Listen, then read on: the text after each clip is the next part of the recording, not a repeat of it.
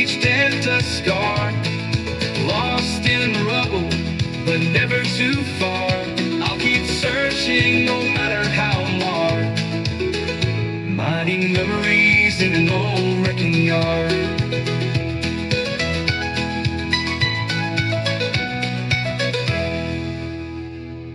Welcome to the Wrecking Yard. I'm Jerry Wayne Longmire, and y'all are presumably still y'all.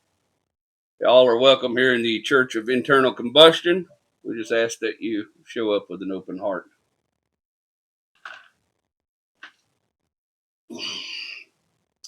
We're going to go back today, man. We're going to go like late 80s, early 90s. We're going to take a ride to Jerry Sr.'s Green Bomb. That's what we called that car, man. It's a 1975 Chrysler Cordoba that the old man kept running probably far longer than it should have been before. Before we get too far, let's have a quick word from our sponsors. Blair Moore is a gearhead and a fantastic artist who creates stunning lamps and bookends and whatnot out of old motorcycle parts. I love what he's doing. I think it's really cool. It really makes me wish I'd never sold my 77 Yamaha 750 because I would just send it to him in pieces. Let him make some cool stuff with it. But I'll put his shop address down right here. It's an Etsy shop, Motomancer. And I'll pin his email address, that kind of stuff. But definitely check out what he's got. It's really cool. It's very interesting to me. I like what he's doing. And I love old Japanese motorbikes.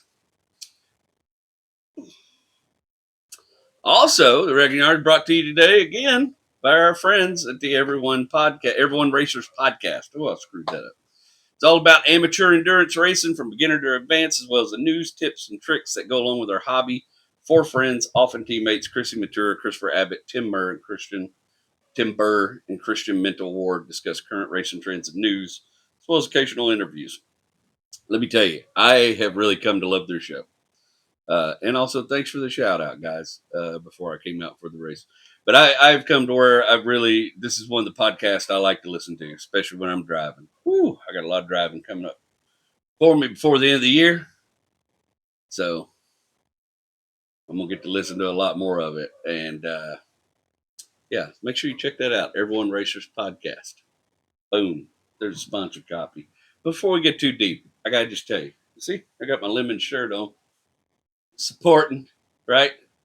I didn't know anything about lemons. I knew a little bit about endurance racing.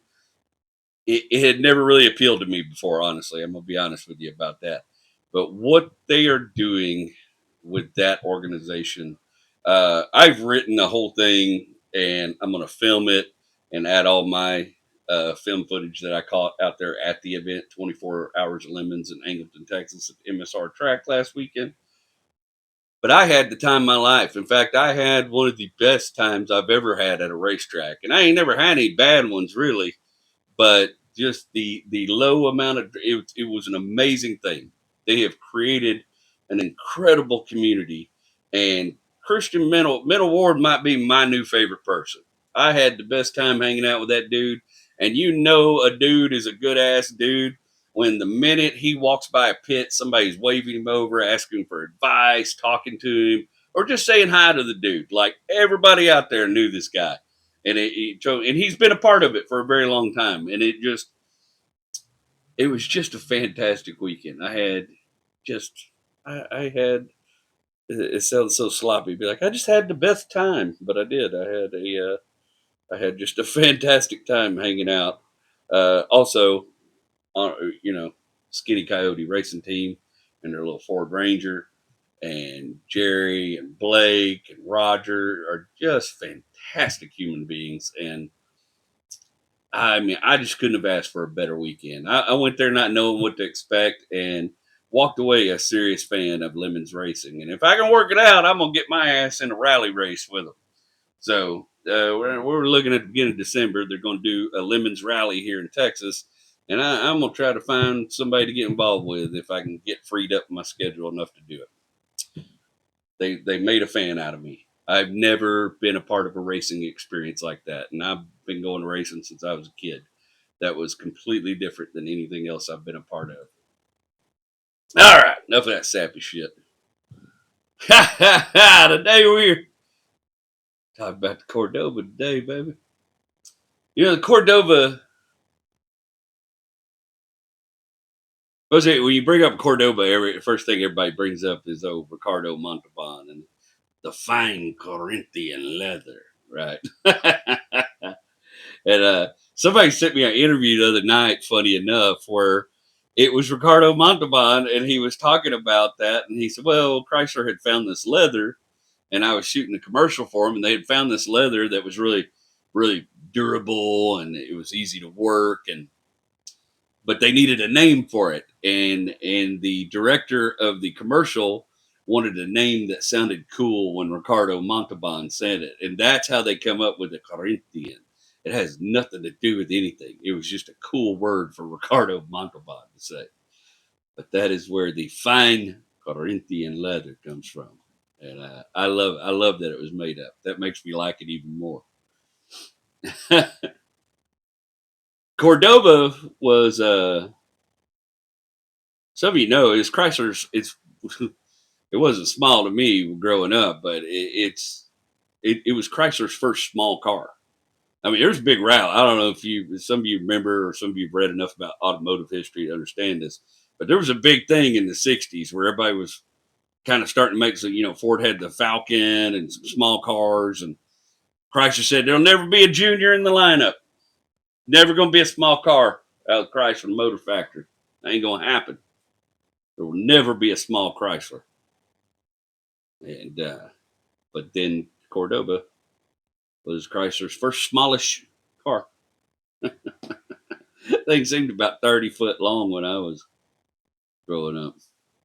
I have a deep affection for Cordobas. Probably just because of that one. I'm sure it's one of the few. I knew a dude had a purple one that was out of this world, but I don't think purple's the color for me.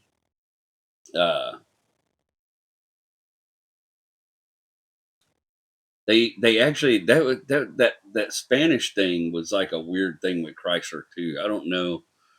You know, like I said, it depends on your knowledge base. But back in the 20s, DeSoto was like doing a lot of Spanish names. Chrysler DeSoto was doing a lot of Spanish names, and then there was later on Chrysler kind of continued that trend.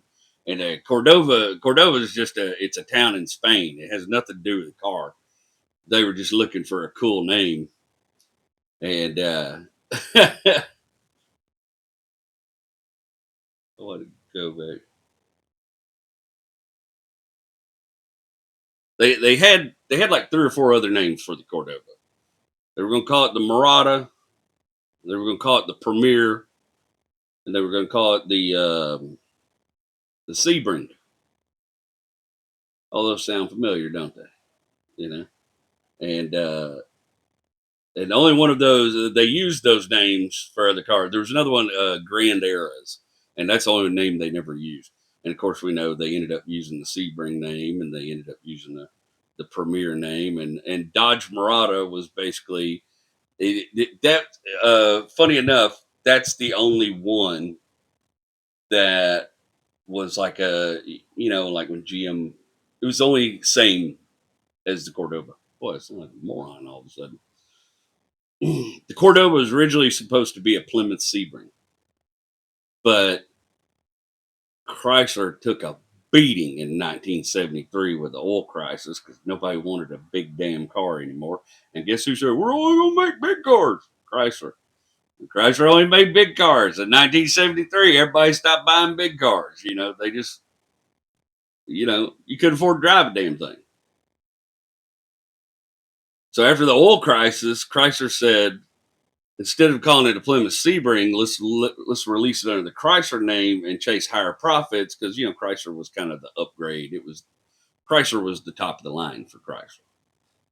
So let's go after bigger profits. Let's make it a little fancy. They put all this Baroque trim in it, and it was really wild looking. And the only competition it was a personal luxury car, and the only competition it had in its class was really the Cutlass, the Regal. There's one more, Mercury Cougar. Price point close as personal luxury cars.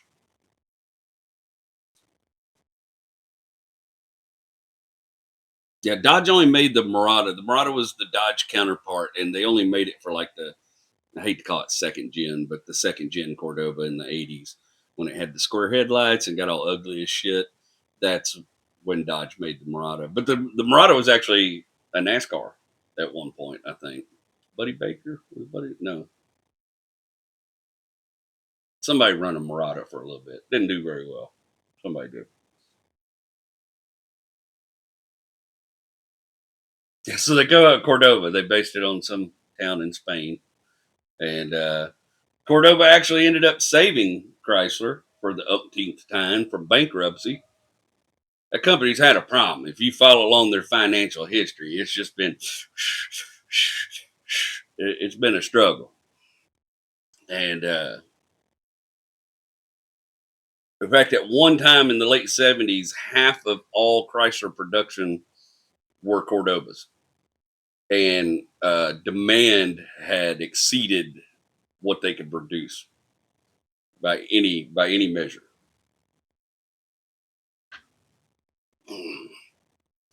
They had a couple different engine packages, right? Cordoba came with 318, 360 small block. It was the LA 360, which is a good one.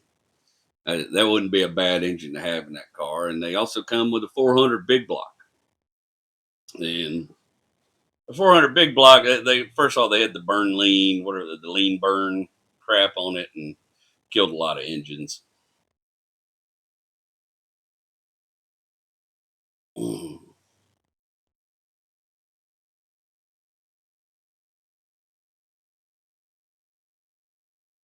Something I found out that I did know when I was like looking around, I was reading some stuff about the Cordoba and trying to figure out, what spurred them to make this car and all that kind of stuff. But one of the things I found out is uh, Ed Negri ran a Cordoba for just a little while. He campaigned one in NASCAR, but Ed Negri is the guy that gave Dale Earnhardt his first ride.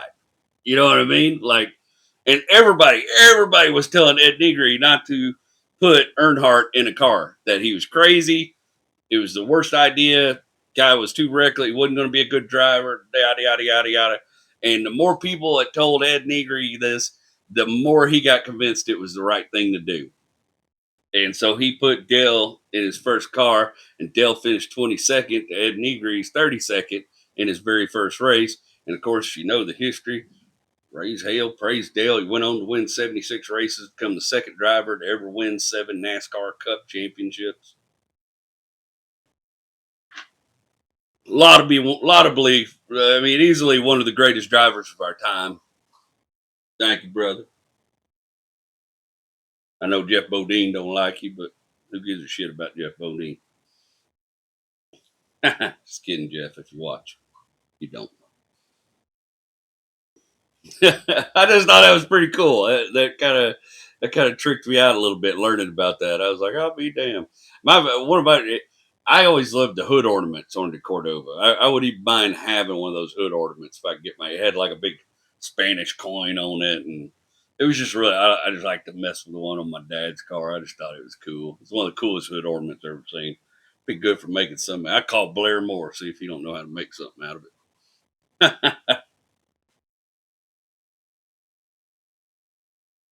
All right, enough. That's the technical stuff. I just wanted to talk about it a little bit because I think it's a really cool car. I think it's kind of one of them forgotten cars people don't think about. They know the Ricardo Montalban thing, but that's about it. And I just always thought it was a really badass car. And my dad got his. Well, y'all know the story about his Charger. So when he had decided he was going to get rid of the Charger and he needed another car, the Charger had some, all kind of issues and stuff.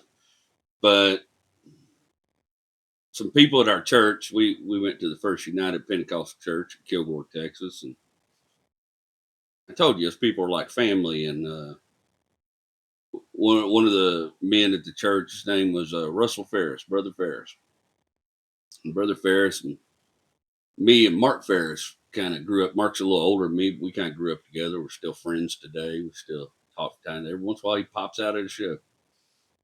And his parents were always really good to me, man. Brother Ferris was always really cool to me and looked after me at church camp a couple times. And Sister Ferris, one of the sweetest women on the planet. I absolutely adored that woman. Their grandma was really cool too. And but Brother Ferris was the insurance salesman. You know, he did all right. They lived in town, had a nice little house inside city limits, and they did all right. And Brother Ferris had this green 1975 Chrysler Cordoba. I think it might have belonged to Mark's older brother at one time. It had been it had a front end damage, but like front end wreck.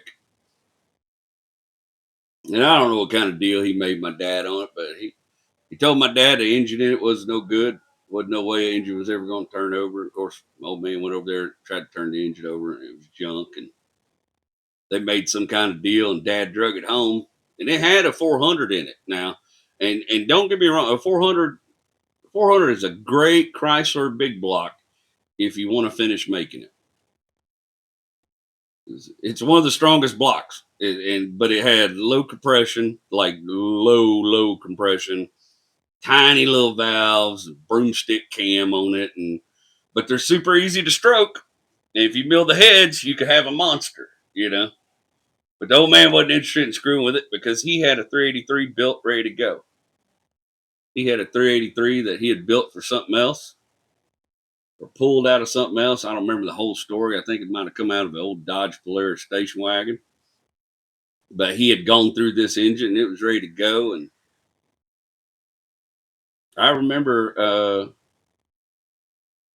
watching him and Papa Clark stab that motor, put that engine in there. We were still living in Kilgore at the time. They did it right out there in the dirt where we did everything else in the wrecking yard.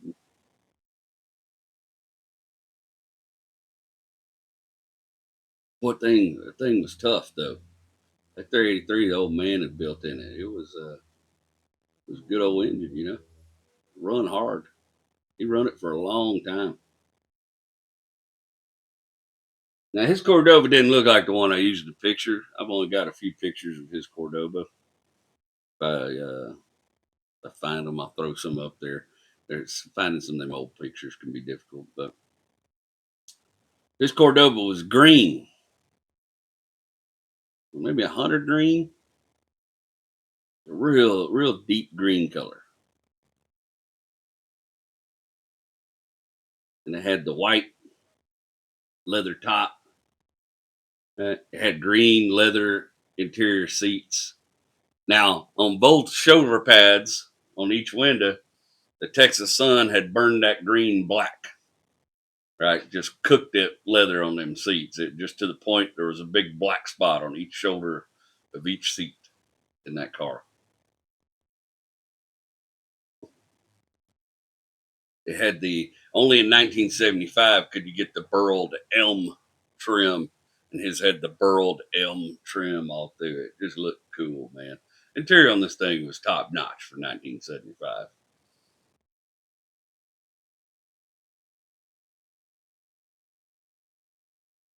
And I watched him when I was a kid. I played in the driveway while he did it one evening. I think it's where I learned to curse.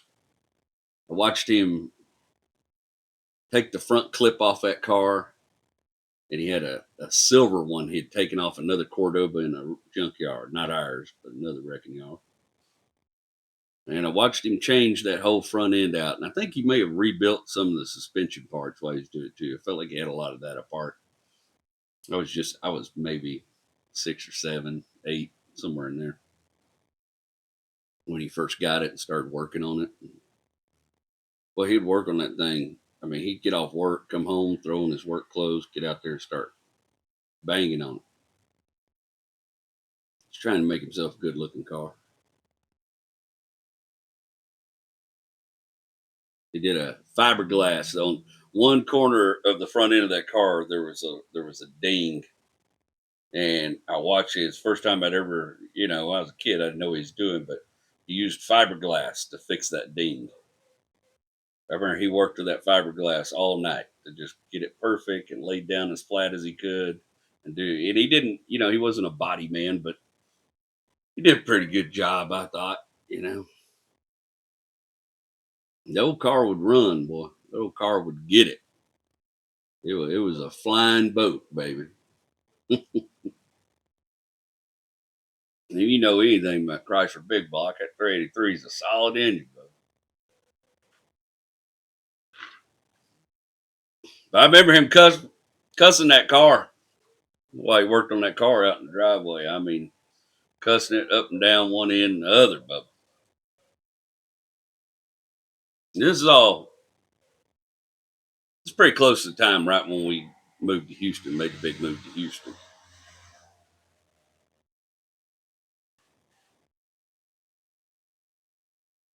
You all right? You fall down? Cat just fell out. I don't know what it's 150 doing, climbing up my toolbox looking for something. Well, that didn't work out.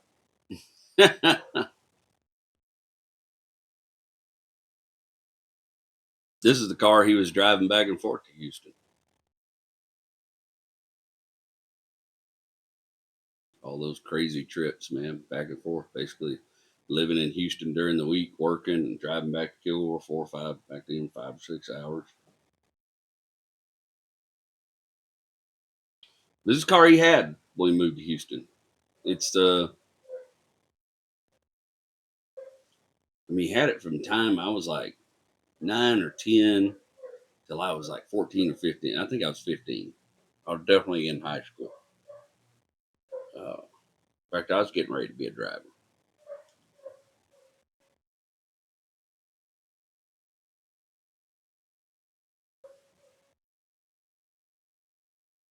Once we moved to Houston,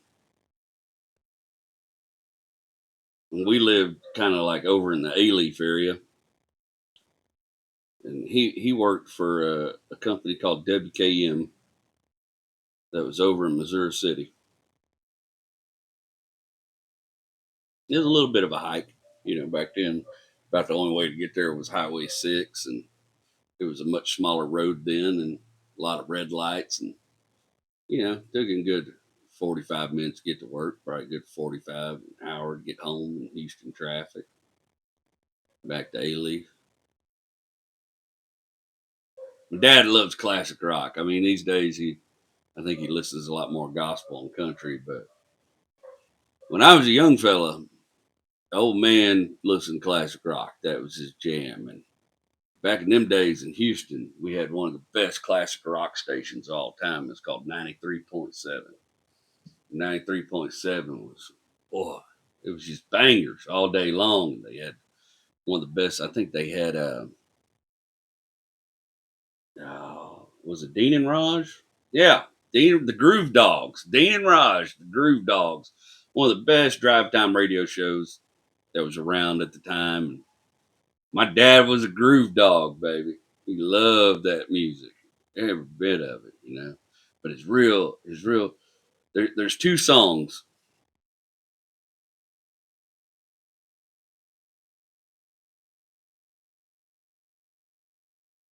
I think probably one of his favorite groups back then, the group I most associate with him is Creedence Clearwater Revival. And there wasn't much of their music he didn't just love, but there was one song called Long as I Can See the Light. And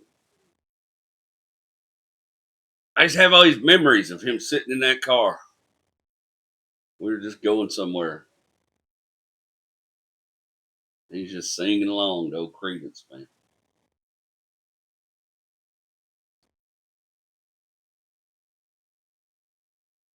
That's one of the songs that I most associate with him in my life. As long as I can see the light. That and there's a song by Bread called "Everything I Own," and that song I associate with him a great deal. He really liked that song, and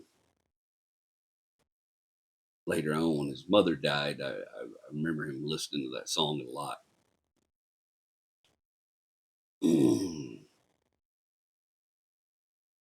This is the car that I most associate with my father. It was a car I first made jokes about when I was doing stand up and stuff. I mean, it's just a car that I associate with old man. He's had a bunch of them, but this one he just had for so long, you know, that it was his workhorse, you know, and it's my entire Boy Scout experience. It's the car we use for Boy Scout stuff. You know what I mean? He'd take that thing off in Booth Ranch, off in the woods. He can give you a shit, boy. Old Cordoba could handle it. That's everything Boy Scouts we ever did. We did in that, and that was like one of there's like three big things that I share with my father that we things we did together in this time period before I become a teenager, like a full blown driving teenager and a whole ass problem. One of the things is during this time we would I think when I got to be about 13, he got a little bump at work, and on my birthday he took me over to the Schwinn house and he bought me a 12-speed bicycle like they had in Quicksilver. You remember that movie with Kevin Bacon? It was cool. I couldn't do any of them tricks, but I sure liked it. I felt fast as Quicksilver on that. It was a silver 12-speed Schwinn. It was a fine bicycle. And then, ram horn handlebars, like a real cyclist. He went and got him one. Of course, me and him just wore blue jeans and t-shirts while we rode. We didn't have all the cycling gear. We didn't have that Diamond Gym money, anything like that. But that was one of my favorite things to do with my dad, is go out on bike rides with him. We had some really good time. We used to ride all over A-Leaf, all over the place, and rode through Brazos Bend State Park. And Boy Scouts was one of the. I'm not 100% sure I ever cared about Boy Scouts, but my dad really wanted me to be a Boy Scout because his dad didn't let him. Now, I know y'all don't understand 100% who Papa Longmire was, but Papa Longmire, from my perspective, is a very different man than from my father's perspective. My father was the next to youngest, and Papa was a hard man to grow up under. He was a heavily shell shocked World War II vet, and he was angry a lot, and he was pretty rough on his kids. I've heard the stories. It was not borderline abuse. It was full on. I mean, he was a pretty rough old guy, man. He was real cantankerous, real mean to his own kids growing up. He was a little sweeter to his grandkids. Not much, but never went after any of us except for Dwayne one. I think he went after Dwayne one time. Uncle Larry got off in his ass, but that's the only one of us I remember him coming after. If you knew Dwayne, you would understand that a little better. I told you about him shooting the pigs. But my dad wanted me to be a Boy Scout. He wanted to be a Boy Scout. He wasn't allowed to because the Pentecostal church kind of had crazy rules about that. And we got to Houston, we kind of broke away from the church a little bit. And Boy Scouts was one of those things. I started out as a Cub Scout, and by the time I got to the age to be a Boy Scout, there wasn't a Boy Scout troop in our area in Mission Bend at the time.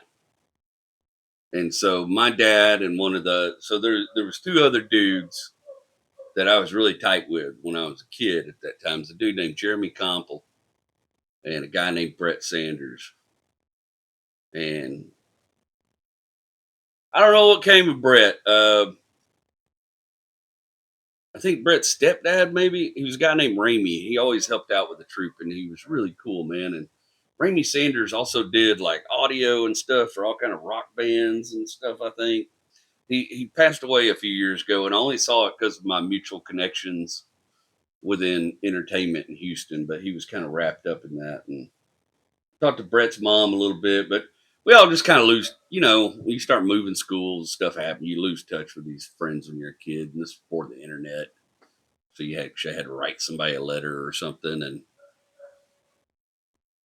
Brett started getting real big into football, and I wasn't into football. Brett really wanted to play football, and he ended up going to Hastings. I don't know if he played football, but I know he was a good kid. I always liked hanging out with him. And Jeremy Comple's the first kid. So we were all like Jeremy Comple's. We were like 13 or 14. Jeremy Comple. It wasn't the kind of music I was allowed to listen to at home, but Jeremy Comple had the Metallica album, and the first time I heard the song "One" was hanging out with Jeremy Comple at his house. And this day, it's one of the coolest. It's still one. It's a badass jam. Jeremy wanted to be a skater dude. He liked skateboarding and was growing his hair out to look skatery. And I skateboarded with him sometimes, but I was never good at it. And I always had a cheap Nash skateboard that weighed about 600 pounds. So you weren't doing any ollie in or kick flips or anything like that unless you're trying to break your ankle.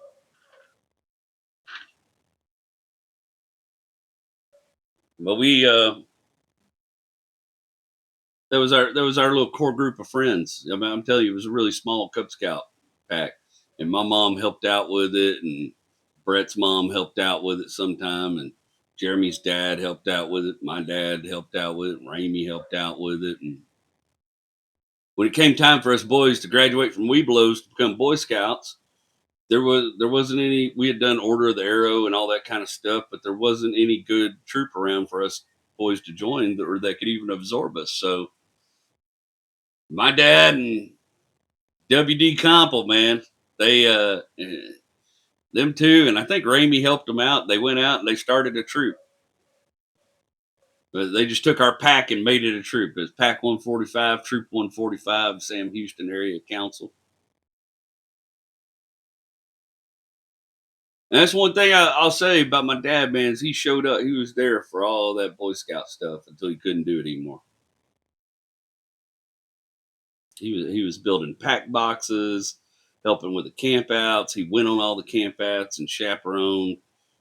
WD did a lot of the stuff. WD found us a spot at the Methodist church him and his family attended, and they would let us have our troop meetings there. And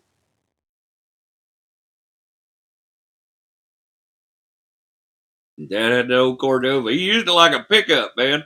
Dad would throw 4 sheets of plywood on top of that Cordoba, strap them down, bring them home, make stuff for the Boy Scout troop with them.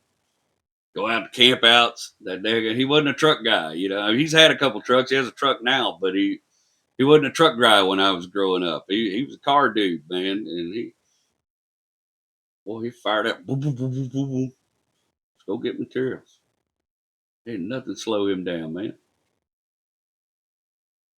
He was a doer. My dad's a doer. And I think that's why maybe he's told me a couple times that's why he made me do all that stuff. He said his dad didn't teach him up. Papa Lomar wasn't much of a teacher. And he didn't want me to grow up like he did, not knowing how to do stuff. And, he learned a lot of stuff from his brother and my Papa Clark, my mom's dad. Or, you know, he said he wasn't going to have me live like that. I was going to not know how to do things and know how to repair things. Case in point. These are my eyeglasses. And I broke them a little while back. And I'm going to use some Gorilla Glue and try to glue them all back together. I don't really care because I just got back from the eye doctor. My prescription changed anyway, so I'm going to have to get some new ones for too much longer. But in the meantime, I can fix these up enough that they'll work. At least I got a bunch of traveling coming up. And I think I'm flying next week. I think I'm going to Greensboro, North Carolina next week. I have to check with the manager, but I think that's where we're headed. I think we're headed to old Greensboro. And I need something to work on. So what do I want to use? Blue stuff. You know what? Do that right there.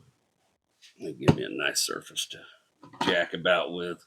Probably should have had that ready before I started. Case in point, old man taught me how to fix things. He taught me how to camp. He taught me how to start fires. He taught me how to sharpen a pocket knife. I'm still shit at that, but he at least taught me how it's supposed to be done. I just don't do it right. I'll use every crazy sharpening system in the world to try to sharpen a knife before I try to do it the old school way because I screw it up every time. He I don't know how many years he was involved with my Boy Scout troop. Felt like a long time. He was there. He did as much as he could. I was in Boy Scouts, and I think I was working on my Life Scout badges. I think I was working on my Life Scout stuff. I think I just got my Life Scout, and I was getting ready to start working on my Eagle Scout. I can't remember all the order of all that crap.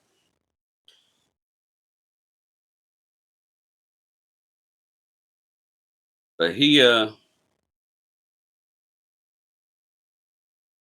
about that time when I was working on that stuff, there were some problems with the troop, and who's to say who all's fault those problems were? But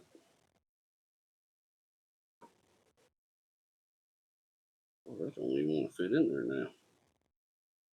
It'll be a lost cause. I'm a lost cause. Baby, don't waste your time on me. A jelly roll. Almost win a jelly roll for Halloween. That would have been hilarious. Dang. I think these things shrunk or something. That's wild.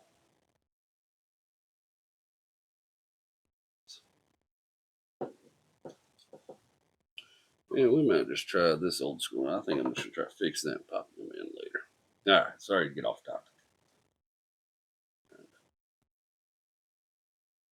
little bit of the old Gorilla Glue, and we'll just tape it and see. Hope for the best. Sometime around that time when I was working on my Life Scout and all that stuff, uh, my dad got some promotions with his job, and it involved him having to start traveling a lot. And not, I'm talking like Budapest and Indonesia, big trips.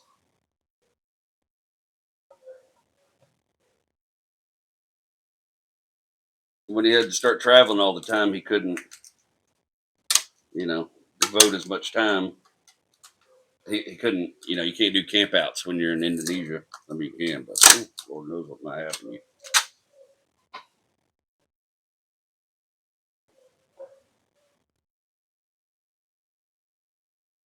And even though he helped start that troop and was really, in my eyes, one of the biggest impetuses to making it happen and creating it, I think they pushed him out a little bit.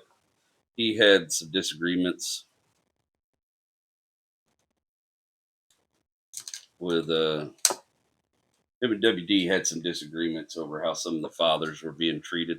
They grew the pack up pretty good. We used to do the Scout Jamboree and stuff in the Astrodome, and we'd sell the hell out of them Scout Fair tickets. That was job number one. And we're just gonna hold that a little while and see if I can get it to settle my own.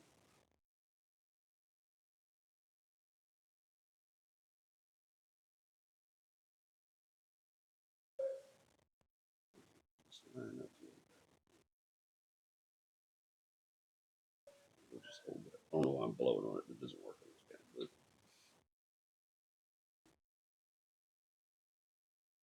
So I think when he got busier, they pushed him out of the troop a little bit. Troop that, of course, he helped create. I went to a different troop. It was a friend of his named. There was a dad. The Methodist church was getting real weird about us meeting there, and Jeremy's dad, my dad, had some disagreements, some arguments about it, and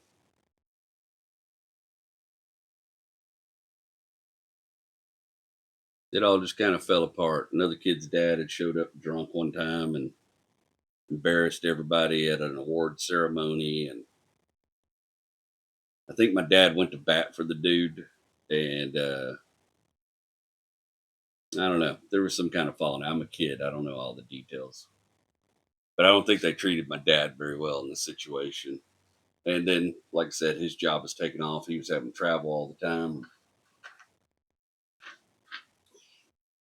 He had a buddy named Ron Bickers, and Ron Bickers had another Boy Scout troop that his son was in. And I know I transferred over and I joined their troop for a little bit, and I just didn't stick. It wasn't fun anymore. I wasn't with my friends, and my dad wasn't there most of the time. And it may sound whiny, but I guess I wasn't really that worked up about being a scout. Scouts for me was the thing with being my dad. That's what Boy Scouts was for me.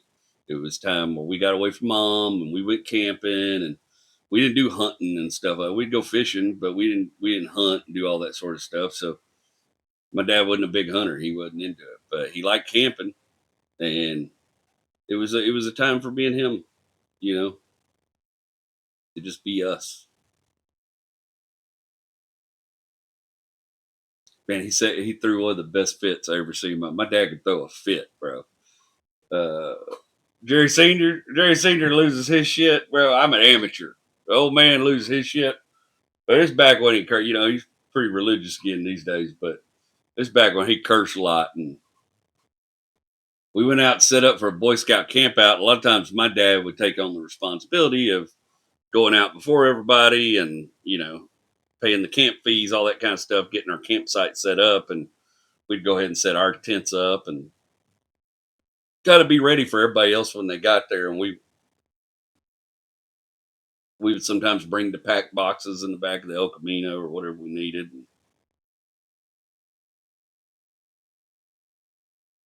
we got out there to set up, and because my dad flew a lot. Well, one of it, my dad, he loves to read, and but it's kind of stuff Dad's read back then. I mean, the dad reading list in the '80s is Tom Clancy and Robert Ludlum. And my dad read the piss out of Robert Ludlum and Tom Clancy. Couldn't get enough of it. And I think he had him a Tom Clancy book that day, and everything had been a struggle. Setting up the tents, he was fussing at me the whole time. I think he was stressed out from work too, and I think my mom was supposed to come on the camp out. She didn't. He was bent out of shape about it. But it was a big camp out in Brazos Bend State Park, and we went there a ton, being right here close to it. And we got it there. We got the campfire set up, the tent set up, and my dad. I don't know if you remember them '80s, those '80s chairs. They were like I don't know what you call them, but they were made out of aluminum, and they had like plastic bands wrapped around them, different color striped usually, and these little ratchet things, and each end could go up and down, and it could kind of make you a lounger that you could, kind of lay on and relax. And old man finally got the whole campsite put together, yelled at me enough to get me to help him, and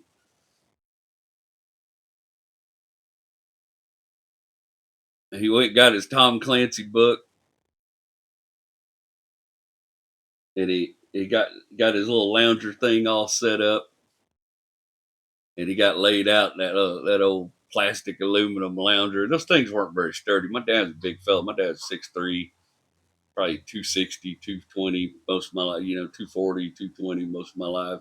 He was real lean back then, but tall, heavy handed, He worked out in a wrecking yard working on everything. The whole time he wasn't working, he would be out in the wrecking yard on the weekend pulling wrenches. He had forearms like Popeye.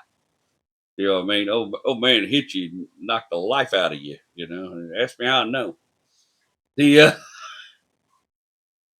but he got all comfortable. He got out in his chair, and I was like, "Oh, cool, we're gonna have some peace." Old man Dad gets to read his book, and I'll go play with a stick or something. Yeah, work on my knife and chip, whatever the hell that was called. I'll go do this, work on whatever. Get out of the old man's hair, and he get all comfortable with his book. And it's not when you first start reading, but it's like right when you get in the zone. If you're a big reader, I like reading fiction too, and if you're a big reader, it's when you sit down and you get in your zone. And Pops has sat down and got in his zone. He was about a chapter into Tom Clancy. I don't know what the hell Jack Ryan was doing, but it was important, And we heard it come through the trees. It whistled. But some big old bird up on top of this elm tree shit. And we heard it come through the trees. and landed right on his chest and on the back of his book and all over his shirt. And there was like a delay timer, like a bomb. You know what I mean? Just like I saw his face screw up, and he snapped. I'm not gonna repeat everything. Son of a! Threw that book across the campsite. He tried to get out of the chair, but those chairs you couldn't move too fast. Them, they weren't strong. And he started moving too fast. That chair, the chair started wadding up on him and kind of trapped him in it. And when I told you about me beating piss out of them Christmas lights. It ain't nothing compared to what the old man did to that chair. He beat that chair till it wasn't nothing but some strips of plastic and aluminum. Beat the piss out of that chair, screaming the entire time, beating that tree off that elm thing and hollering, everything's just gonna shit on me. Everything in my life's gonna shit on me. That's all that happens in my life is I just get shit on. It's all I'm telling you. I think some shit was happening at work too. Every time I turn around, somebody's shitting on me. Mosquitoes are probably shitting on me right now. And I had to run away and laugh because that's one of the funniest things I'd heard in my life up to that point. Mosquitoes are probably shitting on me. Boy, he beat the piss out of that chair. Of course, guy was afraid. He calmed down. My dad was a quick temper and a blowout, and then it was done. And when it was done, it was like it never happened to him. He'd apologize to whoever he needed to apologize. My dad apologized to me a lot growing up for flipping out. But he'd blow his freaking shit, and I probably got a little PTSD because of it. Maybe that's why I liked all them yelling bosses. But he'd flip his shit and blow up, and then it was done. And after that, he's ready to go on with his life, have a good time. Went over there and dug off a tent, got him a clean shirt, cleaned his hat off, cleaned his book off, and went and sat on one of the camp stools, went back to reading. He ain't had no lounger no more.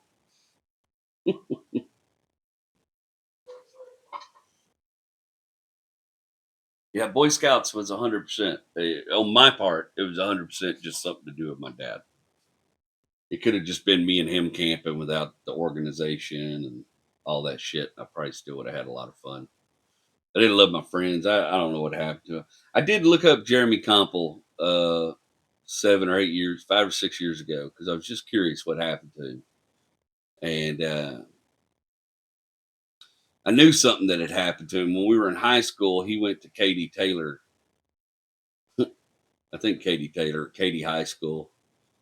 But his mom was she kind of put on airs a little bit, and she had made a big thing to my parents about how they were going to have him go to Katy High School so he wasn't with the trash and they leave. And then while he was going to school in Katy High School, a bunch of redneck shit ass kids grabbed him in the hallway and beat the piss out of him with their belt buckles one day, put him in the hospital and jacked him all up.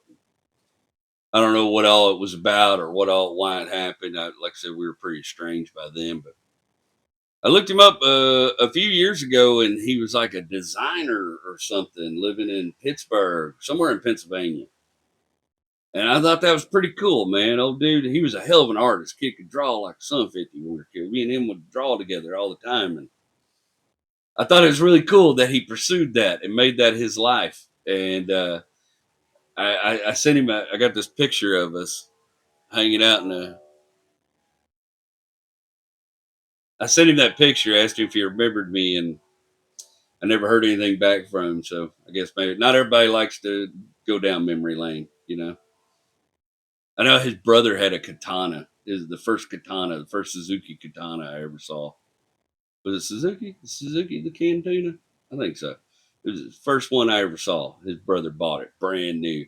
And his girlfriend broke up with him the day he bought it. She said she want to date some dude who's gonna get himself killed on a motorbike. But boy, it was bad. His brother had his older brother was he was a little wild, you know. Had the '80s mullet. He was a tough dude. I liked hanging out at Jeremy's house. He had a trampoline. We had a lot of fun playing on the trampoline. We'd skateboard back around there. I was glad to see that he's out there doing something in his life that seems like was maybe a mission for him. You know, I hope Brett found the same kind of solitude. There was another kid named Adam Devine. I liked a lot. I think Adam Devine's dad is the one that had a little bit of a drinking problem and what some of the problems that occurred around. But it was some sort of thing. His dad showed up and he was drunk, and the other scout leader, WD, and them wanted him to leave and wanted Adam to leave too and not get to get his award. And my dad didn't like that, and he got in the middle of it because I don't remember all the details, but I remember he was real pissed about it. My dad generally always thought he was a pretty fair person. Maybe not always with me. Maybe I didn't always feel that way, but I always felt the way my dad treated people fair. I only saw him put hands on a couple people ever in my life. I saw him elbow a dude one time, and put that dude on the ground, elbowed that fool right in the chest. But he was always pretty fair with people. He left a. I know this about him. My dad wanted to be a mason really bad, and had been working on the. I don't know anything about masonry, but the 37 levels or whatever the hell. My dad was working towards it. My dad was a mason at one point, and he had a friend at work that was a black dude that also wanted to be a mason. And I don't know if you know about their history, but the Masons weren't always super progressive when it came to minorities. And I guess my dad just couldn't believe that, that they weren't going to let him in because he was black. And so my dad left the organization at the time. I don't think he never went back to it, not that I know of, but I know that really got under his skin. I'm not saying he was like a activist or a freedom fighter or whatever, but he didn't like people being treated badly just because they were different. And it's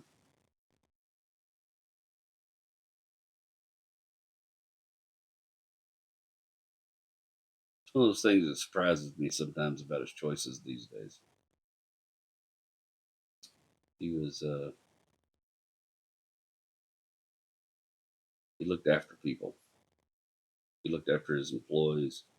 He looked after the people that worked under him. He always tried to get them a job somewhere or help them out.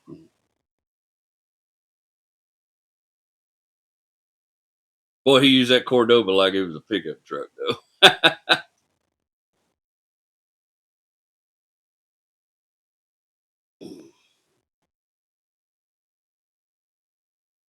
There one weekend, my mom said the thing with the Cordoba, one of the reasons I love when people send me their cars with all the different color body parts. I'm sure y'all noticed that I love those.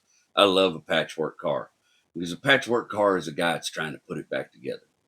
And that's what I always loved about that car of my dad's. He was always, anytime he got a spare minute where he wasn't having to work or do something for you have to understand, he wasn't like my friends' dads or stuff in school and everything.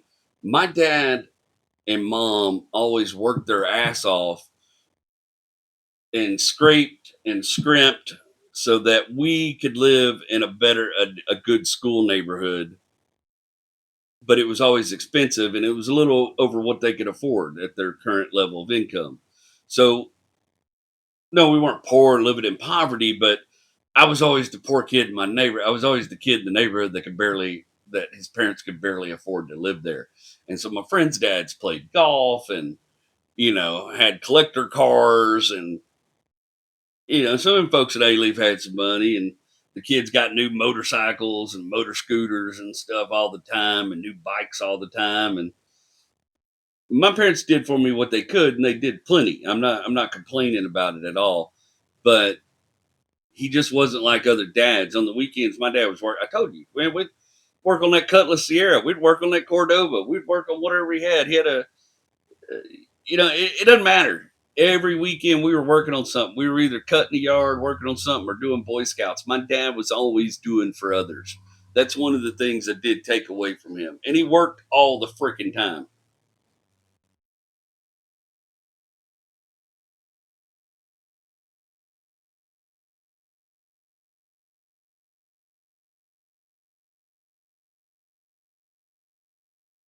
And I didn't really appreciate all those levels of it at all times in my life. But I really thought, you know, he's one of the toughest dudes. Like every young boy, I think that has a relationship with their father. There just wasn't nothing. I never saw anything stump him that he couldn't do. You know, water heater went out. We got in Cordoba, we went and got a water heater, changed the water heater. Air conditioner went out. He got his multimeter out and he tried to figure out what was going on with it. I accidentally pushed my sister through a glass door. We go buy some glass and fix the glass door after I get my ass beat. I had a dog attack me around it when we moved from Bolero, then we moved to Mission Bend, and then we moved to this neighborhood called Forest Gate, I think. And it was over off like Harwin and no, West. What's that name? Oh, it's like a freeway now. But it doesn't matter. Most of y'all don't know what I'm talking about, anyways. But we're off like A-Leaf, Clodine, West Park. A-Leaf, Clodine, West Park. And it was kind of country out there back then. Back then, it was a lot of empty fields and stuff. Now it's all. I mean, I drove out there a while back and it was wild. But back then, it was very empty. But Forest View. Forest View was a big old neighborhood. And they moved Forest View, and they, like I said, they could barely. We lived on Tammany Lane in Forest View, and it was a nicer house than what they could have done probably if they hadn't worked so hard to make it happen. But we still had junky old cars, and we still were getting by, and mom was still juggling bills and deciding who got paid this month and who didn't, and the old man just worked his ass off. He worked his way up the corporate ladder. No college degree, just worked his way up. Just worked until somebody would give him an opportunity, and he would take that opportunity. And it didn't always pan out. He had some setbacks. He got set back to the brink of failure more than 2 or 3 times, and he would always just pop his head out, find another gig, and mind you, somebody, you can't keep some bitch like us down. Yeah, he's one you can't keep him down. I can tell you all this. He, GE put the screws to him when he retired the first time. He went out and got him another job with Komatsu, and then he didn't like the way things are going on there, so he retired. And then he got bored. Now he's a consultant, and he's killing it. The old man, he's a worker bee, So my friends' dads were screwing off on the weekend. My dad was working. He didn't watch football. He didn't watch baseball. He didn't go to the bar with his friends. He didn't even drink back then. He came home. He took care of his kids. He did Boy Scout stuff with me. He did daddy-daughter dances with my younger sister. I got a younger sister, about 5 years younger than me. He did Girl Scout stuff with them. He devoted his life to his family.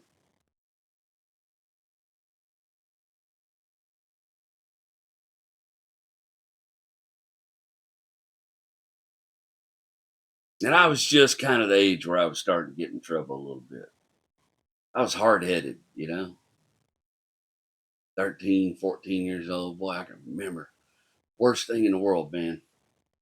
At this time, my dad worked off Bingle and Voss, and we lived back out there at Forest View, back off Westheimer behind Highway 6, kind of going out towards Fulshire. Bingle and Voss way off I-10, North Houston, Roslyn, all that, and he worked for a company over there called Foster Valve, Cactus Valve, Foster Valve. I think it was both companies at one different time.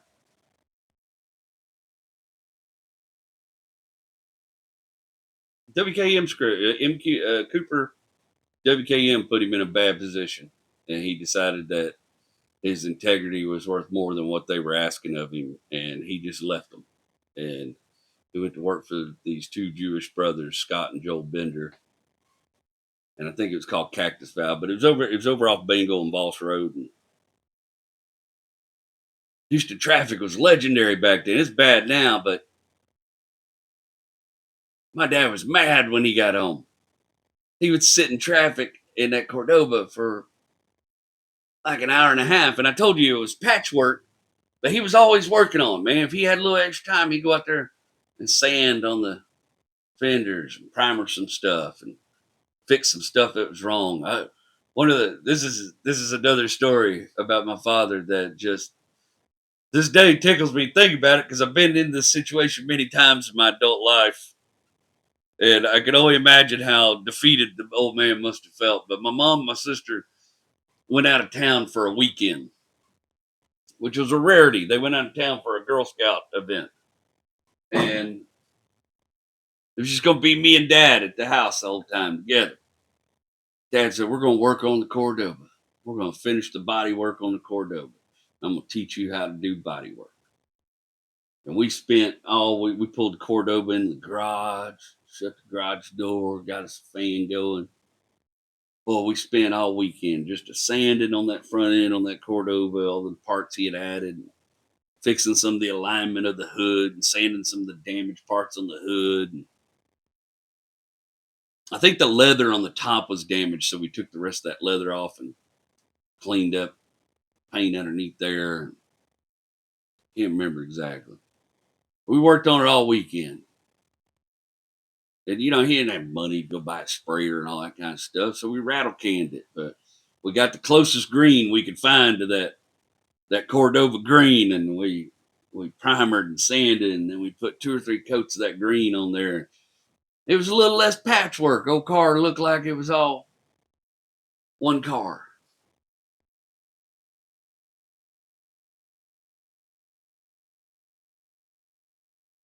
And it was Sunday, and Mom and Kimberly were going to be coming home, and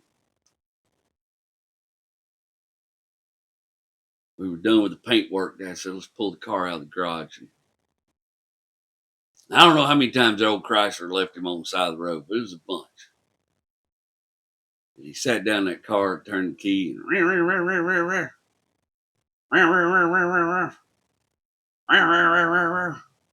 nothing. We got out of the car. We couldn't hardly open that big old long Cordoba door in that garage. You could just open it just a little bit.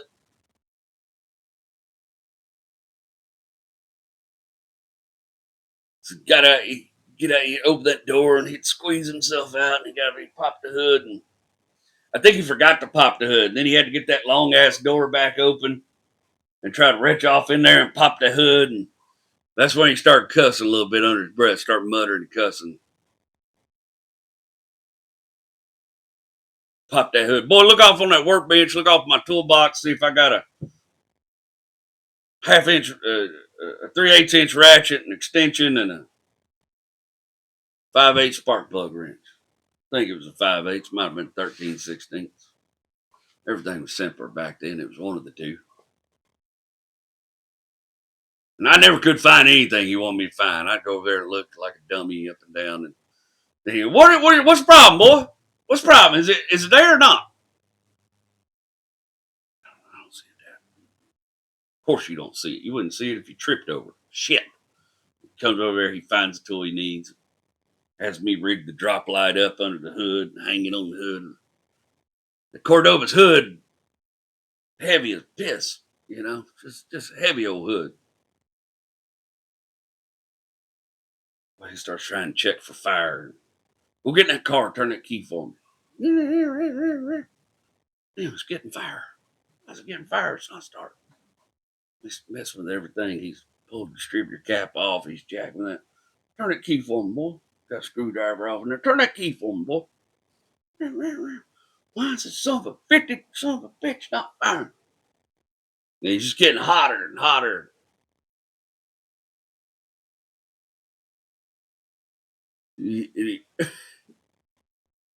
He stood up. He was tall, and when he stood up too fast, and that hook on that hood hit him right in the back of the head. Broke the skin. I mean, whopped him a good one.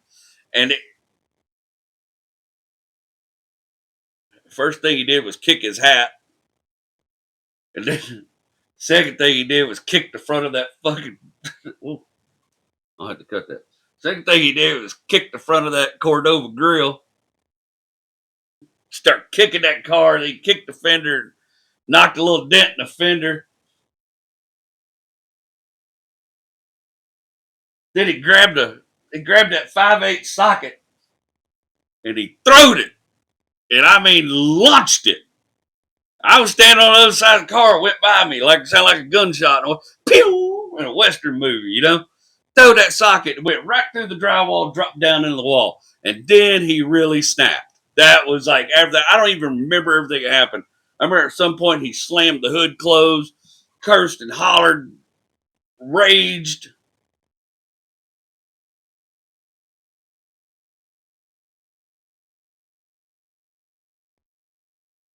And he'd already, I told you, he'd been messing with the distributor stuff and jumped, he got over there, wrenched that door up, get out of the way, got in the car and turned that key, that car started right up. And then he really, like, what is it? What the hell? Like, we've all been there. We've all been there.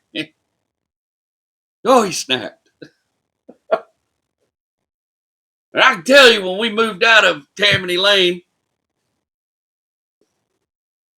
I wish I could find whoever lives there now and tell them, hey, man, would you go cut the drywall over here in this part of the garage? Because when we moved out, my dad just patched the hole. And I guarantee you, there's a Craftsman 5/8 sparks plug socket still sitting on that wall plate in that wall in that garage. Because he never went back after it. He was too pissed. Well, another time, I think it might have been a little bit before that, not too long after that, my mom accidentally locked the keys in the Cordoba. My mom was the key locking this son 50 you ever met in your life. My mom would lock the keys up in every damn thing. Told you about it. Night of her trip over from Tennessee, she locked keys in the Cherokee. She's a key. My mom would leave a set of keys in the car, lock that son 50 and go on about her way. And I think maybe because when she's growing up, they never locked their cars, They just leave the key at the wrecking yard. They just leave keys in them, never lock anything. Because that's how you get keys locked in the car. And old man couldn't figure out how to get the door open. He was in a rush, and I don't remember what the deal was, but I remember he took some tool and wrapped it up in some cloth, and he busted that little back window out of the Cordoba because he thought that little small window, that'd be a cheap one and easy one to get and change out. Turns out it's quite the opposite. That window is the hardest window to get in the whole freaking car. Like, and most of you know this now. Like, you break a vent window or something like that, oh, you're screwed, bro. So he never could find a window for that car. So what he did is he cut a piece of plywood and spray painted it green, like the green we used on the rest of the car. And he cut this piece of plywood, and it was a beautiful fit. It was a wonderful fit, tremendous fit. He cut this plywood and fitted that window. That thing had a plywood window from that point on, and I told you that's about the time I started getting in trouble at school a little bit, and I'd get in trouble at school, and they'd have my mom come pick me up for some kind of bullshit that I did. Getting in trouble, mouthing off my teacher, this kind of thing. Or sometimes they'd just send me on the bus and they'd call my mom. And be like, yeah, we're giving him detention. This is what he did today, yada, yada, yada. It's mostly talking in class and cutting up. And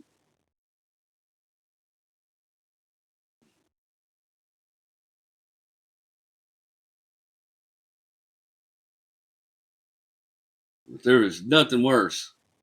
I told you, he came home angry after sitting all that traffic.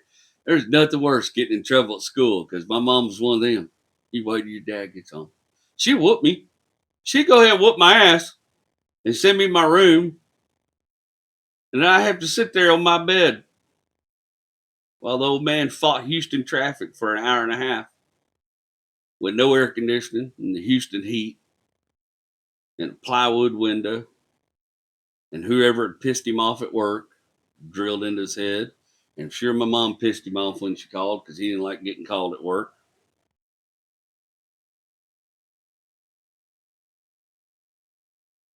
Coming at the door, there was nothing worse than waiting for him on that bed, knowing my ass was grass the minute he got in that door. Just knowing. You're doomed. There's no getting out of it. He's on the way. Worst thing in the world, hear that garage door open. I start shaking. Like most working men, he'd sit out there in the car for a little bit before he got out. When I heard that Cordoba car door slam, boom! I could tell by how hard he slammed the car how bad the ass whooping was going to be. You know what I mean? Like there was a metric there. He slammed that door hard enough that it made the garage door quake a little bit. I was done, bro. Done. He'd come in there. He'd already taken that belt off. He got in there. The hell's wrong with you? Da, da, da, da, da. Ass whooping. And after that, I'm sorry I had to do that to you. It's for your own good. My dad used the line all the time. My dad used the line. This hurts me more than you'll ever know. It hurts me more than you, son. That's bullshit. Because I ain't never hit none of my kids with a belt. I'll be damned. And guess what? They're still about the same kids I was. I ain't never put hands on either one of them. But he's working with the information he had. I'm not shitting on him, but boy, them ass whoopings. This hurts me more than it hurts you. I want you to do better. I want you to make better choices. My mom loved to do that shit. I'm telling you, she was a button pusher. She was the master manipulator. She drove everybody, man. And when she couldn't drive somebody, she didn't like it.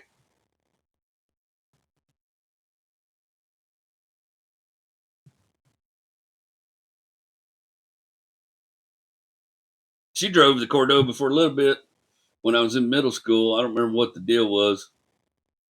I think he was I think maybe it's right before they got their Ford Taurus. No, that's not right. I don't know what happened, but it was a little while. I think the cutlass was broke down. Head gaskets were blown in it again. Wishbone motor mount out. Some kind of crap was always going on with that car. Dad would slop it, put it back together. But sometimes it took a while to get parts, get a head machined or whatever. She was driving the Cordoba and tell a joke about it. You know, it's one of the funniest things that I know about my mother, that my mom I never saw her like take the heat for anything, man. She's a master, boy, getting out of putting the shit on you. I guess the kids call it gaslighting these days, but my mom was master at it, man. My mom could say, I call it the mom burn on stage. I said, man, she could say some stuff to you that you wouldn't realize how bad it was until years later. Like, that's how sneaky she was. She'd get you. I tell a story about this Cordoba. My mom dropped me off at the middle school, and I went to get out of the car, and she took off and ran over the back of my foot. And that's Chrysler Cordoba. I don't know what it was, 30,000 pounds or maybe just 4, but whatever. It was a big, heavy car, you know. But it's not like being run over with a Toyota, you know, or a Taurus or a Cutlass Sierra. This is Detroit steel, son. I hate the ground bawling and squalling. My mother hated being embarrassed worse than anything in the world. She was always worried about what people thought of her. She had some insecurities. She didn't like being embarrassed. She jumped that car, snatched me up off that ground, and put me in that passenger seat. I was just bawling.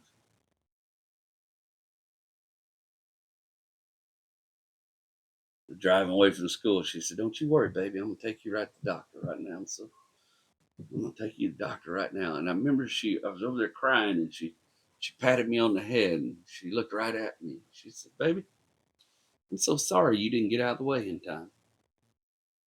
And I remember agreeing with her, like, "Oh, sorry, I'm slow, Mama." You know, like, I remember agreeing with her, like, clearly this was my fault. I didn't get out of the way in time. What had happened is I dropped one of my books out of my backpack, and I went down to pick it up, and she took off. And I'm so sorry you didn't get out of the way in time. I didn't realize how bad that story was until I told that story to my wife when I was like 30 years old, and she flinched. It was like, whew. I was like, oh, she got me again. You know, there she goes. I bloodied my nose, tagged me from the past. My mama liked that 383. She didn't like that Cordoba. Boy, she liked the way that car took off, Bubba. I remember one day, one of the funniest things I remember, my mom hated the Ship Channel Bridge. She was terrified of driving over the Ship Channel Bridge. She didn't like it. She's taking me and Kimberly down to Galveston for something.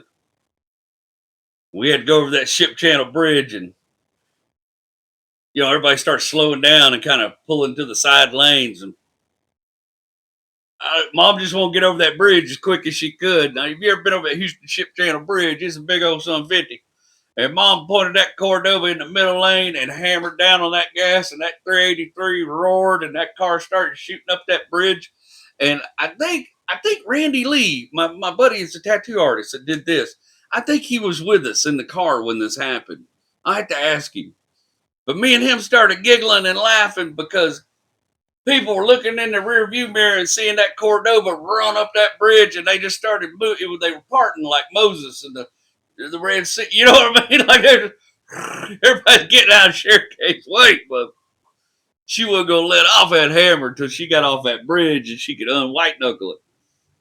She was terrified of Houston. She didn't like driving in Houston traffic, none of that stuff. She grew up in the country, you know.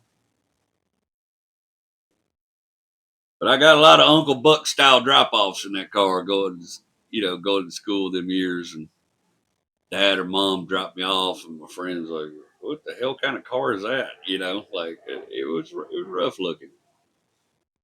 I think he got some AutoZone wheel covers for it one time that were kind of fancy, like gold trim and starbursty a little bit to go with the rest of. The car had a very Baroque look. And I think he was trying to match that styling.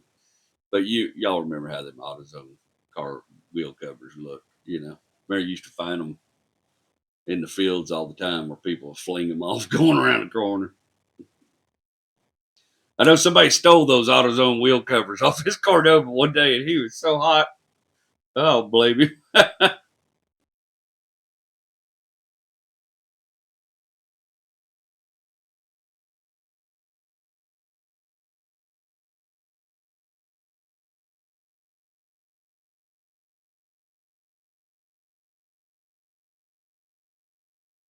It was about 14. I've told y'all. One of my first friends was Melissa.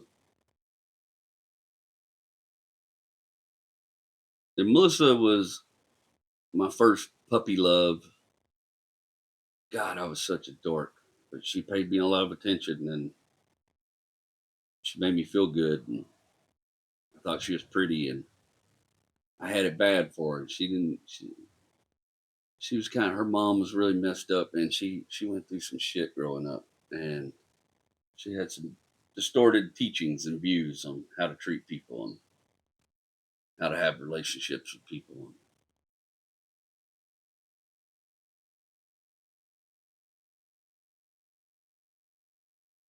There's a period of time after my dad started going to Indonesia all the time for work. He'd be gone for like 3 or 4 months at a time.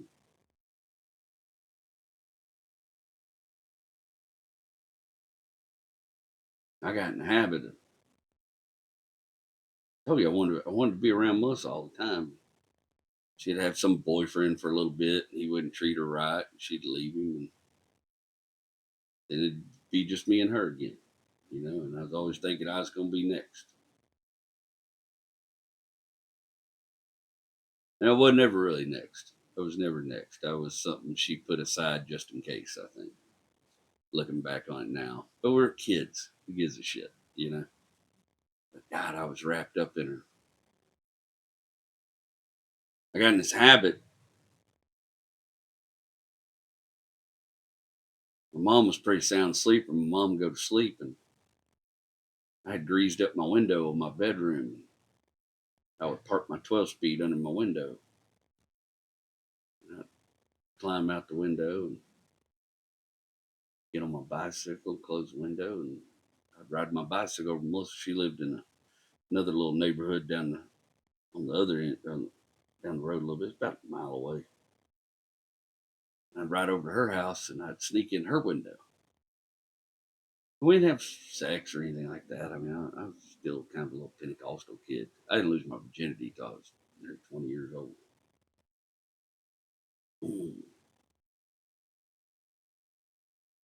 But we'd just hang out in her room all night.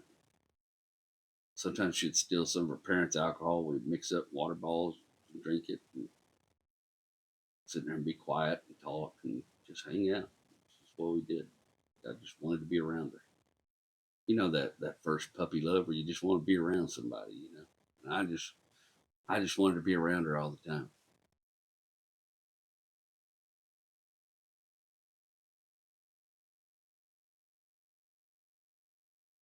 She did show me her boobs one night, and that was pretty cool. But her stepdad, who I love dearly, I think he's passed on since, but I really loved Mike Bunch. He's a good dude, I thought. I didn't always have the best opinion of her mom, but I love the shit out of Mike. Mike's one of the first guys, when I started working, he's the first guy that taught me some shit and let me work with. He taught me how to do Formica. We were doing the Buick dealership. Her mom worked at the Buick dealership at the parts counter. West Chase Buick, I think, over off I-10.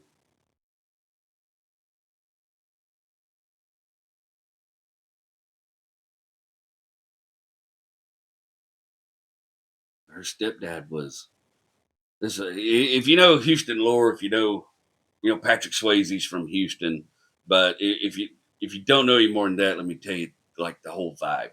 Patrick Swayze's mom, Patsy Swayze, was like the biggest dance teacher in Houston. She was the champ. If you knew a girl that was taking dance in Houston in the 80s and 90s, she probably spent some time studying under Patsy Swayze. Her dance schools were, she was the penultimate. She was the one, not the penultimate. That was a stupid thing. So she was the dance teacher in Houston. Like you wanted to be in Patrick. There's a reason Patrick's such a good damn dancer, but she was also kind of abusive and crazy, and she has a long reputation of procedure. But Patrick's dad, I think he went by Buddy Swayze. But Buddy was a rodeo hand, a little bit of a fighter and a rounder, but he did something. He was some rodeo like a bull rider or a bronc buster or something in the rodeo. And he was a good looking fella, and women were big fans of him. And I don't think Melissa's stepdad was the only one, but Melissa's stepdad was a half brother to Patrick and Don Swayze, but he didn't grow up with him, or it was one of those dad fiddled around on the side, and this kid came about and just good luck with it type shit. Who knows if his dad ever knew? I don't know. But he looked like a Swayze. He looked like a mix between Don and Patrick Swayze. And the dude did karate nonstop. He drove a big O. If you've ever heard the truck astrology, it's like one of the first ones that ever got really popular. It's the first one that blew up. I think it's the second one. But there's something in there where I say something about a lifted box Chevy truck. And I was like, he watches Mythbuster reruns. He has a punching bag and he argues with people on the internet about transfer cases. That's all about Mike Bunch. I love that dude. I love the shit out of the dude. Also, I watched him do karate in his garage with a giant punching bag, and I was terrified of him. The guy had moves. He had speed. He had strength. He had skills. He could definitely break my little 14-year-old neck. So I was terrified of this dude, but I'm still sneaking in the window. At some point, he gets the inkling that somebody is sneaking in Melissa's window every night, and he screws the window shut. And then Melissa goes to his toolbox to get the screwdriver. She starts unscrewing the window before she goes to bed so I can get in, and then screwing the window back shut in the morning. Ha!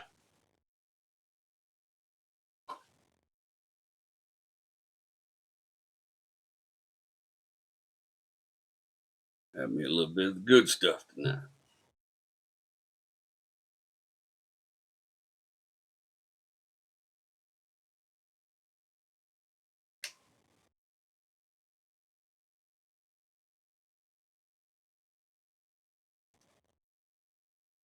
Well, my good friend Mary gave me that bottle of whiskey. It's been one of the best bottles of whiskey I ever had. That's good. Mm.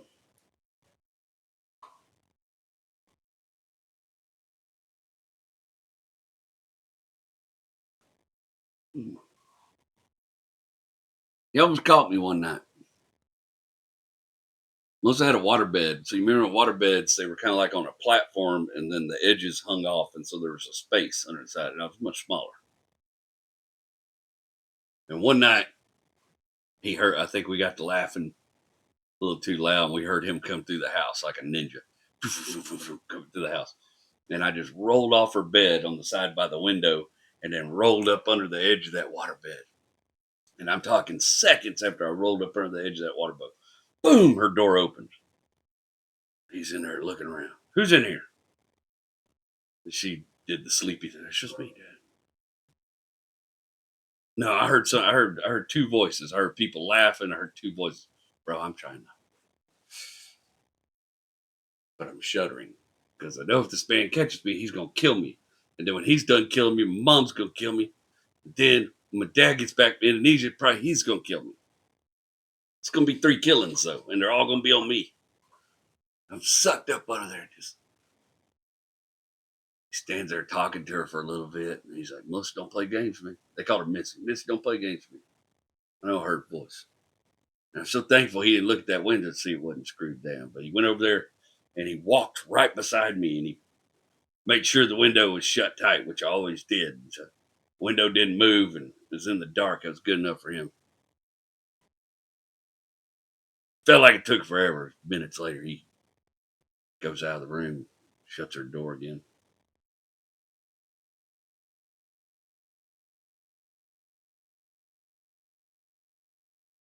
Remember one night she locked her doors. Or one day she locked her door because she was mad at him. And he just kicked that damn door right off the hinges. Just Patrick Swayze kicked it right off the hinges, bro. Just roadhouse that door. He was tough, man. He was some kind of something, man. He leaves. I'm freaking out. She's like, I think it's okay.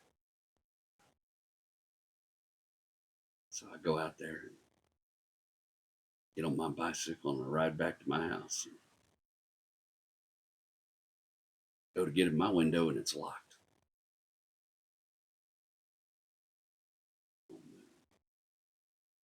I got my keys with me, so I'm like, maybe I should leave the bike on the side of the house and sneak in the front door.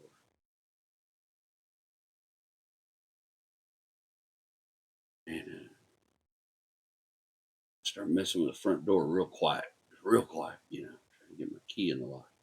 And all of a sudden, it's like 3 a.m. The garage door starts open. Dad's in Indonesia. I know who it is. And I hear my mom's voice in from the house. Put your bicycle in the garage and come in the living room.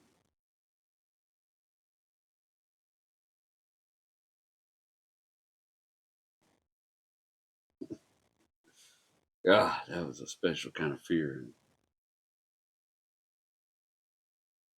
I did what she told me. You mess with Sherry Kay.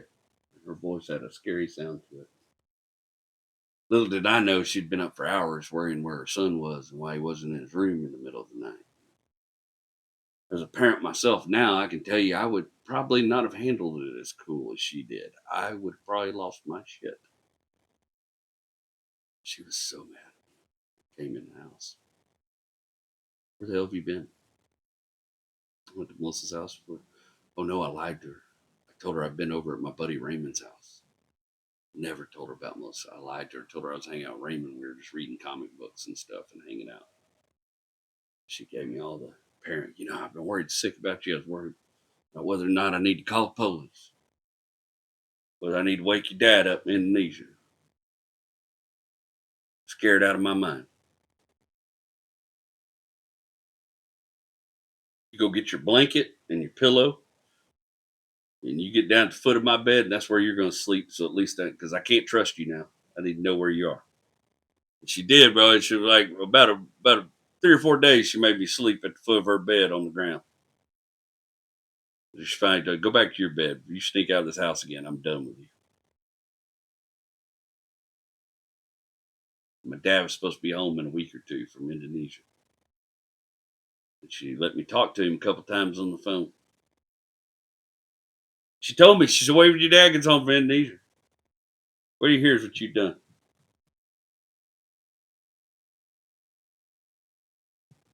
You're grounded. You're not riding your bicycle. You go to school, you come back home from school, and you sit in your room. No video games, no bicycle. This is, she didn't whoop me at that point. I was 14, I think going on 15.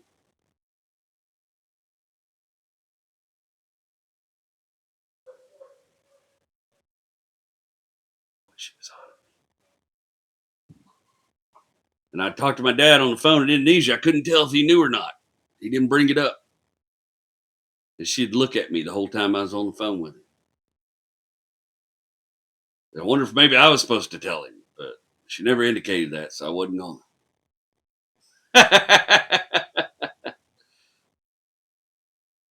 You think it's bad waiting for your dad to come home and an hour and a half traffic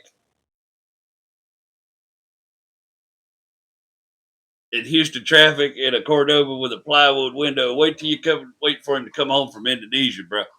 That's some anticipation and some weight. That the mental torture she put me through on that, I think, should be looked at as a successful method of torture to get somebody to do whatever you want. Because the mental anguish I went through waiting for him to get back from Indonesia and kill me, I assumed that was what his job was going to be once he walked in the door. To this day, I don't know if she ever told him. I had to ask the old man. I don't know if she ever told him. Because he got food poisoning. He got real bad sick in Indonesia and had to come home early. And he ended up having to go to the hospital. My dad doesn't have Crohn's disease, but he's had intestinal blockages and stuff like. We've almost lost him a couple times, about 3 or 4 times actually. And so I don't remember what happened, but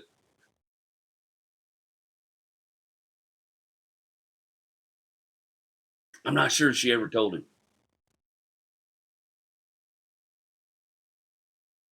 This is that summer after that time in Kilgore. I told you I come back. I spent the summer with my cousin Shane, and this weirdly kind of ties into that because that's when Uncle Larry gave me my Volkswagen Bug, and me and Dad had put it in the backyard so we could work on it. We would wheel it around the front, work on it, and move it to the backyard and work on it.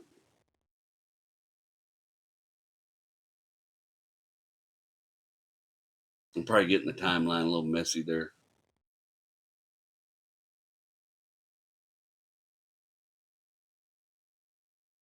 But my mom had already gotten suspicious, Melissa. I don't like you hanging out with that girl. I think she's a little too advanced for you. I see who she's hanging out with on the street and boys she's running with.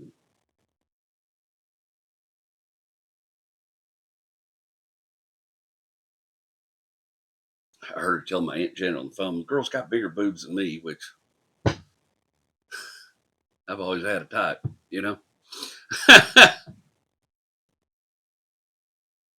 But she didn't want me hanging out with that girl. She already had some suspicions about it. Turns out she was right all along. I don't remember. I had it bad for that little old girl, and we got in a big fight. And I lied to Melissa about some stuff, and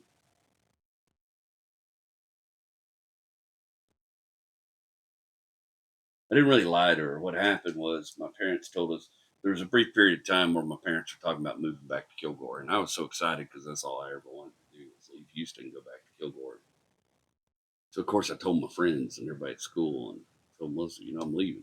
I'm supposed to leave next week. We're going to go back to Kilgore. They're looking at houses. The day I found out we weren't going to Kilgore, I'll never forget. I was so brokenhearted. And then I went to school the next day, and Melissa was pissed at me. You had me all upset. I was crying, worried. Now you're not going anywhere. And she slapped the shit out of me in front of a friend of mine named Lou. I bet Luis Diego remembers this. He was friends with us back then. She did it right in front of him, slapped the shit out of me in the cafeteria, embarrassed the piss out of me, and told me she never wanted to talk to me again. And I was just devastated. I was a 15, 14-year-old boy, just head over heels for this gal that just told me she never want to see me again. She's so mad at me.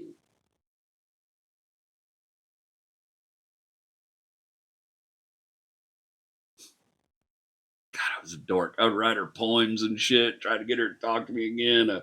It was worse than Ducky and Pretty in Pink. God, it was bad. I look back on it now, like Jesus, dude. But I'm just being honest with y'all. That's who I was. I'd write her poetry and draw her pictures. She liked my drawings, and so I'd draw her pictures of rabbits and shit. And she liked rabbits a lot, and she still didn't want to talk. She was still so angry at me. She didn't want to talk to me, and I was just crushed. And I tried to call her one day, and she wouldn't even speak to me on the phone. She just hung up on me 2 or 3 times in a row. And I took my Swiss Army knife and I cut right across both wrists. I didn't know what I was doing. I was a kid. I'm sure I was doing it for attention. I don't think I was really trying to off myself. But I remember it felt serious that day, and I just was so brokenhearted and upset, and I just tore in both them wrists with that Swiss Army. Probably not even deep enough to really do any damage. Then I ran in the backyard and I climbed in that Volkswagen. I was just going to sit in that Volkswagen and bleed. And my dad, of course, figured it out and ran after me. Hey, what the hell? Why would you do this to yourself? My dad was so, why did you do this to yourself? And my mother found out, my mother never forgave Melissa for that. Even though it's my fault, it's me that did it. My mother held that against her.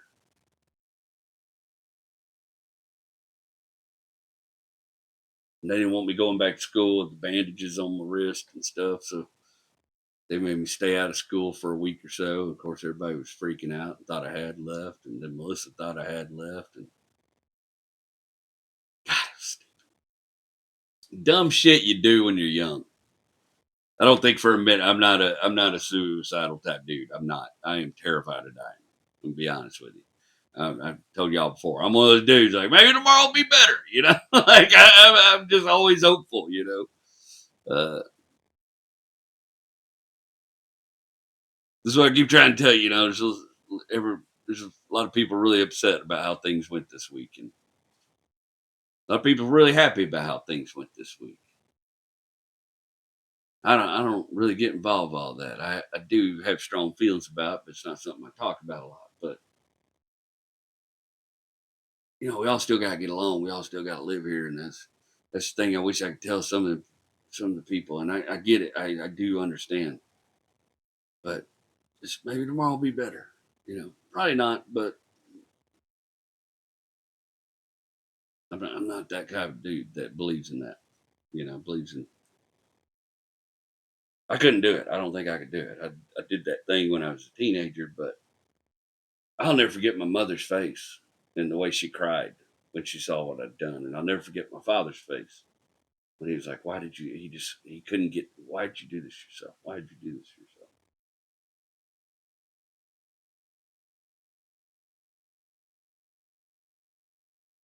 But it's good. I got away from her for a little bit. Got into mountain biking. That became my new thing.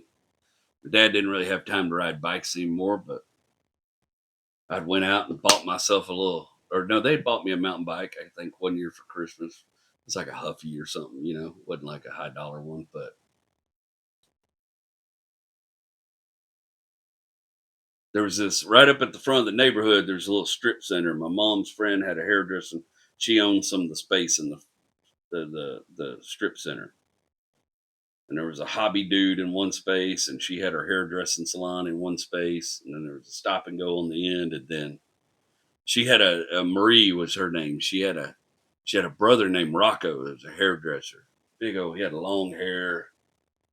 Women loved him, right? Always with beautiful women every time you saw Rocco. But Rocco used to buy snakes from us kids. He had a big old boa constrictor, and his boa constrictor liked eating other snakes. I think he had all kind of snakes in his apartment, and if we caught snakes down at the railroad tracks, Rocco would buy them from us and put a little spending money in your pocket. And you go down them railroad tracks on A-Leaf Clothing, and just about any time of day, any day, you catch yourself a couple hognose snakes. They ones look like they try to look like rattlesnakes and stuff, and they're scary, but they're easy to catch. They're kind of dumb, and we can take them Rocco. Rocco will give you $10 a snake. You know, $10 a snake, pretty good snake money. As far as I know, it's the only snaking I ever done. But felt like we were getting paid good. $10, 15-year-old. Back in them days, in the 90s, whew, bro, you could eat for a week on it, you know? But the other end of that strip center was a place called West Oaks Bicycle. And the man that owned West Oaks Bicycle was a man named Jim Miller. And I just thought, I just liked going in he was a Bridgestone dealership. And I like Bridgestone bicycles. And I love going in. Jim Miller was one of them riders that went out and rode 20 miles every day. He was an old man. He was in his 60s, 70s. I don't know. Him and his wife are wonderful people. And me and Jim took to one another. Jim had grown kids. Me and Jim took to one another. And Jim would teach me how to work on bicycles and pay me to work in his shop on other people's bicycles. And he'd let me trade my work for parts for my bicycle to make it better. Though I was into mountain biking, you may know this if you're a bit of a geography fanatic. Houston don't have much geography. Houston's one of the flattest places in the world. We have swamps and holes, and then everything else is just flat. There's no mountains. It's hard to mountain bike where there's no mountains. But what we did have was uh, right across A-Leaf Clothing, corner A-Leaf Clothing and West Park. Our neighborhood was back here, and right across that was a big old empty field. And in that field, it was right kind of like situated behind West Oaks Mall at the time. And in that field was a giant hill covered in grass. And the guys that rode dirt bikes would ride up and down the hill and jump their dirt bikes on the hill. And the dirt bike kids had said the guys that could afford dirt bikes had set up some cool ramps out there, some dirt ramps for the dirt bikes. And us kids that like in the neighborhood like to ride our mountain bikes because mountain biking was all the rage then. We would go over there and we had a little, we'd set up and we'd ride up and down that hill. And then behind that hill, where all the dirt for that hill came from, was a big old drainage system. It was an empty bayou. And it was, but the concrete bayou, like built up for drainage. I think what was probably was they were going to build a neighborhood there and ran out of funding or something, but they only got the drainage built. And we would ride our bicycles down in and out of that drainage, jump out of it. Well, we thought we were doing something, but we thought we were the stunters that ever stunted, baby. Jim all the time helped me upgrade my bike, put better parts on her. I break something, he helped me fix it. And when I got old enough and got my learner's permit and started driving, Jim would let me. He had a little Plymouth Voyager minivan. I would go deliver customers' bicycles to them when I started driving. When Jim Miller died my senior year. You know what happened to that old man? This is the wildest shit. Maybe I'll talk about it when I talk about the old blue Ford. I don't know. Jim Miller rode like 20 miles every day on his bicycle. He was the healthiest guy I knew. Like, this dude was healthy. Wore them little biker shorts, bald headed little old man, but boy, he ride piss out bicycle. It was healthy, good muscle tone. He got pancreatic cancer. And in 3 or 4 months, I watched him just go from this healthy, vibrant person to nothing. I never seen anybody shrink up like that before. I was a kid. I didn't 100% understand it. We'll talk more about that later. Doesn't matter.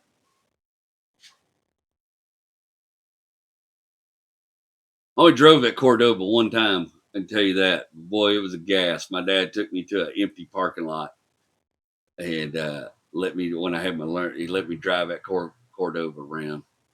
I go, well, easy on that gas, boy. Easy on the gas, boy. You mash that gas, that old thermoquad open up and hit it, baby. Highway gears, but it made a lot of noise. It felt like you were driving the fastest boat in the world. You couldn't even hardly see over the hood of that thing.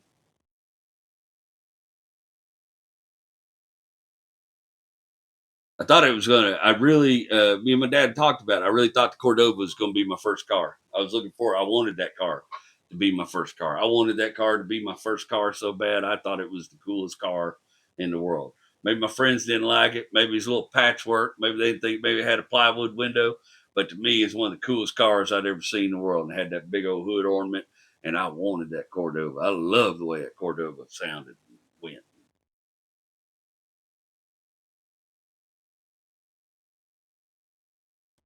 I really thought it was going to be my first car. And then one day my dad was coming home from work and he's coming down 1093. And I don't remember exactly what happened, but I know it was overheating a little bit and it started cooking and blew the top right off the radiator. When it blew the top off the radiator, it just cooked that motor. Just cooked that motor. And he was stuck in traffic. There wasn't nothing he could do about it. He was coming down 1093. Wasn't crap he could do about it. And He got towed to the house, and that 383 was seized up and junk. And really, that was the best thing about the whole damn car was that 383. My dad called a wrecking yard. Back then, they still do it. They buy you a junk car, but back then they give you about $60 for the car. Haul it off the junkyard and part it out. I cried when they hauled that car away. I wanted that car to be mine. In the meantime, he started driving the Carmagia more. He had the little Carmagia. I told y'all, Willard, the CNC guy that I worked with. Well, he had worked with my dad too. My dad had bought his little 67, 68 hardtop Carmagia, little red Carmagia.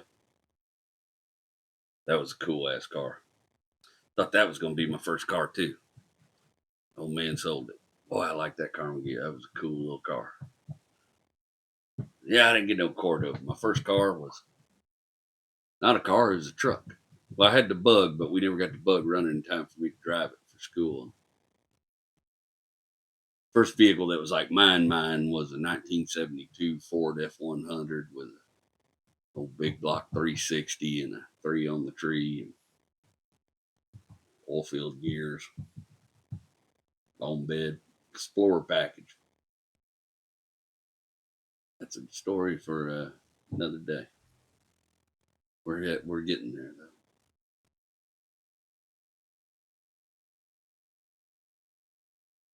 Yeah. That's what we'll wrap it up today. Let's do some comments, man. Let's do some comments. And today, guess who's prepared? This guy. Here we go. At Lewitt, the world will have to wait a little longer, maybe forever, to know what it means to be huckleberried in the street. Boy, you ain't kidding. I still don't know what it means, man. I sure thought I was about to get huckleberried, but I was going to do some huckleberrying back. I had that pepper spray. I was ready to do some huckleberrying back. I guarantee. I got bullied enough as a kid, boy. I don't take a whooping laying down. I take a whooping standing up as long as I can and try to give as much back as I can. Still don't mean I win. I've got my ass whooped plenty, but boy, I was sure ready to do some huckleberrying back. But y'all might not even know who I was had I pepper sprayed that old man beat the piss out of me in my driveway.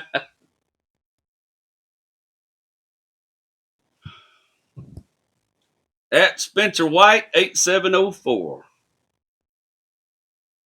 JW, this one reminds me of that George Jones song. Yabba dabba doo, the king is gone, and so are you. Everybody says that when they see my Elvis bust. Let you guys get a good look at it. For you guys just listening, what I have here is I have a what do you call this thing? Hell, I don't remember. Kind of thing you put whiskey in. I can't remember the word for it. Saved my life. But this one is just a bust of Elvis Presley's head. It's like late 60s, early 70s Elvis. Got the big lamb chops and big butterfly collars. And then he's on a little platform that says Elvis. And the platform is what holds the whiskey. And you pour the whiskey in there. I put a little pourer on it. But this is not the one that George Jones was singing about in that song. I can't afford that one. Elvis decanter. That's why we can't. You broke the Elvis decanter. We just can't have nice things. It's a decanter. But this one is one that McCormick whiskey made. And McCormick, if you know, is some of the worst rock gut shitty whiskey it's the worst rock gut liquor there is. If it says McCormick on it, don't drink it. You're going to die. But this was a partnership that McCormick made with Elvis Presley Enterprises, and they made these, and they were limited time. And these are starting to get valuable now too. My wife got this one kind of cheap for me through Etsy, and I cleaned it out, and I keep my regular Evan Williams in it, not my good stuff. That stuff stays in the original bottle. But This is not the one that George Jones is singing about. If you listen to the song, he says, I popped the head off Elvis, drank down to his pelvis. That was another decanter that Elvis made in collaboration with Jim Beam. I believe it's Jim Beam whiskey. And that one it's like a figurine of Elvis, and the head pulls off. And you pour out of there. But that one is wildly expensive, so I will probably never have one of those. I always wanted one, but when Rachel's looking for people, they're just wildly expensive now. They're collector's items. This one's starting to get valuable. But yeah, that's the yabba dabba doo. The king's gone. So are you. That's the Jim Beam decanter. That's the one where you can actually pop Elvis's head off, drink right out of Elvis. And I sure would like to have one, but unless I hit that Diamond Jim money, you probably ain't gonna see the yabba dabba doo decanter in my house. All right, who's next? At Scott Haddock, 7159. Worst thing about this podcast is there's only 9 or so episodes left before the format change. JW, please make your last episode an open-ended ramble. You know, just crack open a bottle, fire one up, and give us a good long and winding ramble. Side note, ever considered alcohol astrology? Jack D. Boys, Maker's Mark Men, Cuervo Psychos, etc. I have. I've had people ask me to do that several times, and it's the same thing. It's people wanted like the tobacco, they wanted gun astrology, they want all those things. The platforms just crush them. I did a gun astrology one time. I did a firearm astrology one time, and it didn't get more than 5 views on any platform because the platforms just squashed it. So, but me and my buddy, one of my buddies, a longtime bartender, his name's Richard Files, but we used to call him Rico. Told you some stories about Rico.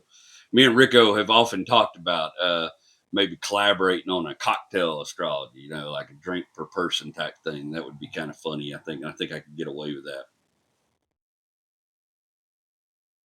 As far as the format change, don't y'all worry. I think you're still going to really enjoy the show a lot. In fact, there's going to be, it's kind of wild how I'm piecing it all together. I told you there's a book deal. And so what I'm going to do, like, especially I told you, I came home from that Lemons rally the first night, and I was so inspired by the camaraderie and the way the people behaved at that event that I started writing. Like, I'm not comparing myself to Hunter S. Thompson, but you know, he was he did some racing journalism and stuff. And I found myself writing about the event like him, about the sounds and the way it felt and the impressions that were left on me. And I got really deep into it, and I was so inspired that I came home the second night and I kept writing.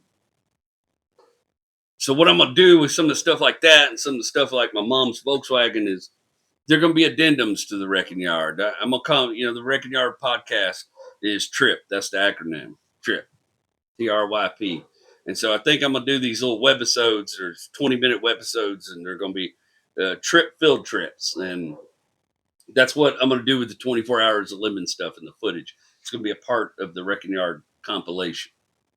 It's going to be a part of the same family. I make this stuff for you guys that watch this. Everybody watches truck astrology, but I don't like everybody who watches truck astrology. People watch this. It's different. You're my core group. So I'm going to make those things for you. But the format's not going to change that much. All it's going to be different is just occasionally going to be another person here for me to tell some stories with or hear their story. It's still going to be good stories. Still going to feel like sitting in the garage having a drink with OJ Dub. Don't worry. But one of the things I'm probably going to have to do at the end of this, and it's something that's been on my heart a little bit, and I've been thinking about it, and I've been writing. See, over the time, before I kind of 100% figured out what I was doing this, there's a lot of stories left out. There's a lot of things missed. Even the Hyundai accent one, there were stories missed. There's only so much you can do in a couple hours. So I think some of the later episodes, as we get closer to 30, are going to be addendum episodes where I just tell you the stories I want to tell you that I forgot to tell you and tell you what car they go with. I think that's going to be fun.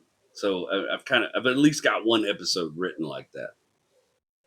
And if I find I missed more stuff, there might be another couple. We're going to talk about that old blue Ford truck, and we're going to talk about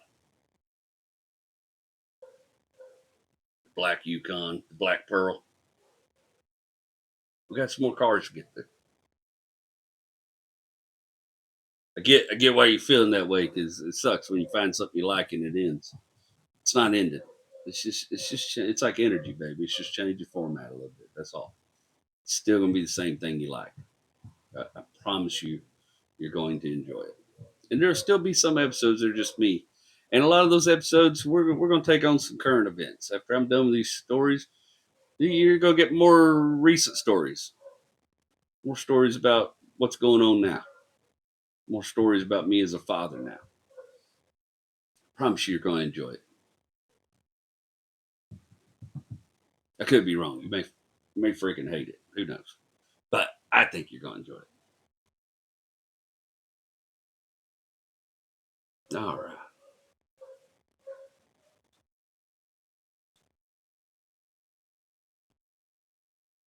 I'm not trying to take something away from anybody. I'm trying to make it a little more sustainable. Something I can do for a couple of years, because this has became showing off that A-Leaf education, right? This has became this has become. I've told y'all this time and time again. It's become one of my favorite part of the week.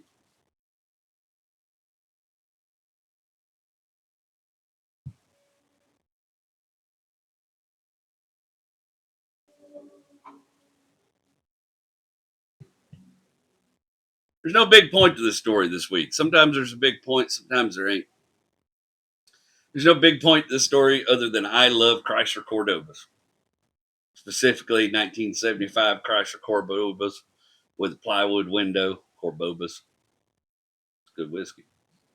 Specifically 1975 Chrysler Cordobas with silver front ends and green bodies and plywood windows spray painted green, and a 383 under the hood ready to race some hell. I love those type of Cordobas. Those are my favorite type of Cordobas. I do wonder if this is the time. This is the time period. This is ramping up the time period where I get out of hand. And after we didn't have Boy Scouts and we weren't riding bikes, and the last thing we had left was when we built my '72 Ford truck, and then after that, there's not too many more things. And I always wonder if this is a point in time where my dad started not to like me very much. He always said I acted too much like Bobby Jr. And he used to tell me that all the time. I don't like you behaving, acting like Bobby Jr. And him and Bobby were close, but he was mad at him all the time, like a big brother. And I get the mentality. I know we've heard it and we've seen the Denzel Washington clip, and I don't have to like you. It ain't my job. Dad don't have to like you. Dad just has to love you, right?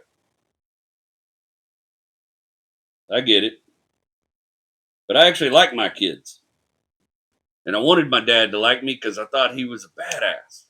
I thought he was one of the coolest people I knew, and he seemed to be one of the people that knew how to get shit done. I wanted him to like me. And maybe he did. Maybe I'm wrong about it. But it's just the way I felt at the time. I got the feeling he didn't like me anymore. And it's, you know, just a year or so, it's, I'm cutting class, I'm getting suspended, getting in trouble with the law. We're just a hair away from that.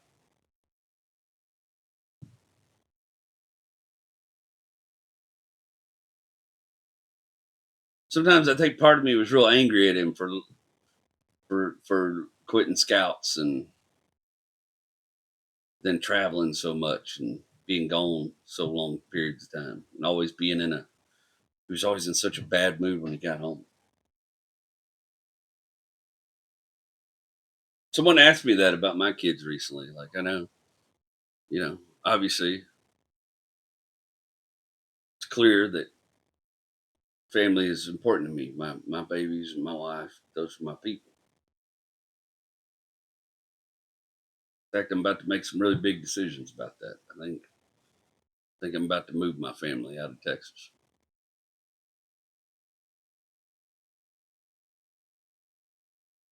And if you know all the story, you've listened to my special, you know why I might be feeling some kind of way about that. But I think it's time for a change of scenery. Maybe I'm tired of hurricanes and all this shit. Told you I've been hardy a long time. Someone asked me that about my kids recently. What happens if somebody wants you to go on a nationwide tour? And I do tour. I go places. Uh, but because my kids are unschooled, we don't do public school. We have a lot of freedom, and my wife's job allows her to work anywhere she wants to. And my job allows me to work anywhere I want. I can make dumb videos anywhere. Sorry, great videos anywhere. I just need a spot to set up in the garage to hang out in. And when I do big stuff or travel, a lot of times you'll see it. My family just goes with me because we don't have to worry about public school schedules and all that kind of crap. So that's how I combat it. But the big difference between me and him is, he wasn't just gone for long periods of time. He was gone all week too. And I'm home. I'm here most of the time. When I'm here, I'm present. I'm in the moment. So my kids get way more time with me than they used to when I had my construction company. They never saw me. Now that I'm doing this for a living, they get actual time with me. I take my oldest kid music lessons every Thursday, and that's a whole, it's an hour and a half. I've told you. So this whole trip, it's a journey. It's time for us.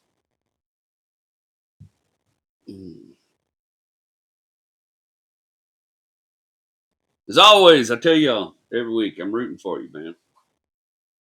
Let me be an example that you can fail upwards. You can continue to fail upwards if you just point your nose in the right direction. You can fail upwards. Feels like that's what's happened. I heard a quote one time that said definition of success is going from failure to failure without a loss of enthusiasm. And I don't think I'm successful yet because I've lost my enthusiasm a few times, but I got it back these days.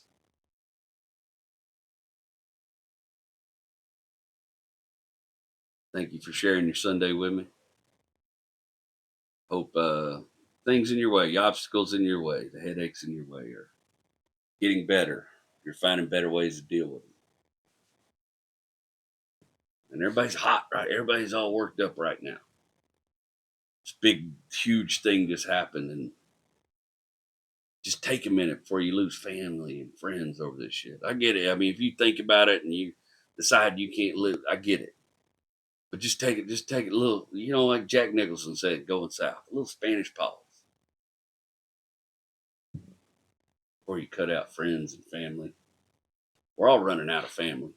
That's the way this shit works. The longer you're here, the less family you have.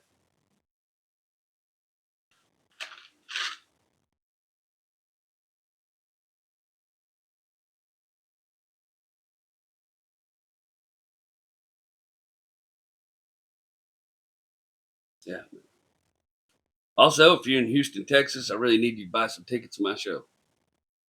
Punchline Comedy Club, November 27th. It might be my last show in Houston. I don't really know. I have give up worrying about how folks in Houston treat me anymore. I am very fortunate to be in a stage of my career where it doesn't matter. I don't need them. But I'm excited to work with this club because it's a new opportunity for me. And I really like to do some numbers, it's a hard night before Thanksgiving. So if you got friends in Houston, please tell them about it. Hey there, Margaret. What you doing, babe? It's okay. Ow. You want some foods? Well, give me a minute to wrap up. I'll come get you some foods. It's a big night for me. If you got friends in Houston, you know people in Houston, you think you might like my comedy, have them come out. I need to sell as many tickets as I can to that show. And I got some other stuff, so I'm gonna tell you that. This is too late to tell you about Sour Lake because I'm doing that this weekend. But December 7th, I'm being Cushing, Oklahoma at the Duncan Theater with my good buddy. I'm going on the Christmas tour with my good buddy, William Lee Martin. Oh, he used to be Cowboy Bill Martin. December 7th, Cushing, Oklahoma at the Duncan Theater. December 12th, we're going to be in Grapevine, Texas. I'm not sure we're going to be there, but I'll find out for you. December 14th, we're going to be in New Braunfels, Texas. Theater there. December 20th, we're going to be at the Hippodrome in Waco, Texas. Yeah, friends of Waco. It's a show even Meemaw can come to. It's a Christmas variety show. I do some stand up. William Lee Martin does some stand up. We do some sketches. We got a big closer, a big song closer. We're going to sing Santa Look a Lot Like Daddy. Yeah. Old Bakersfield style. Just like Buck Owens. December 21, we'll be back in Grapevine, Texas at the Palace Theater for 2 shows. Somebody asked about the Pacific Northwest tour. We're still working. We're trying to hammer some stuff out, but my January got real busy, and February got real busy. And I told you, I think next week I'm going to North Carolina, but I can't remember. It's a private event, but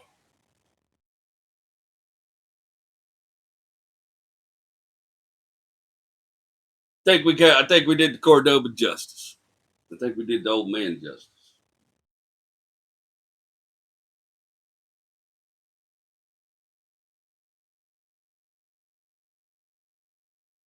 Put a candle in the window, 'cause I feel I've got to move. Lord, I'm going.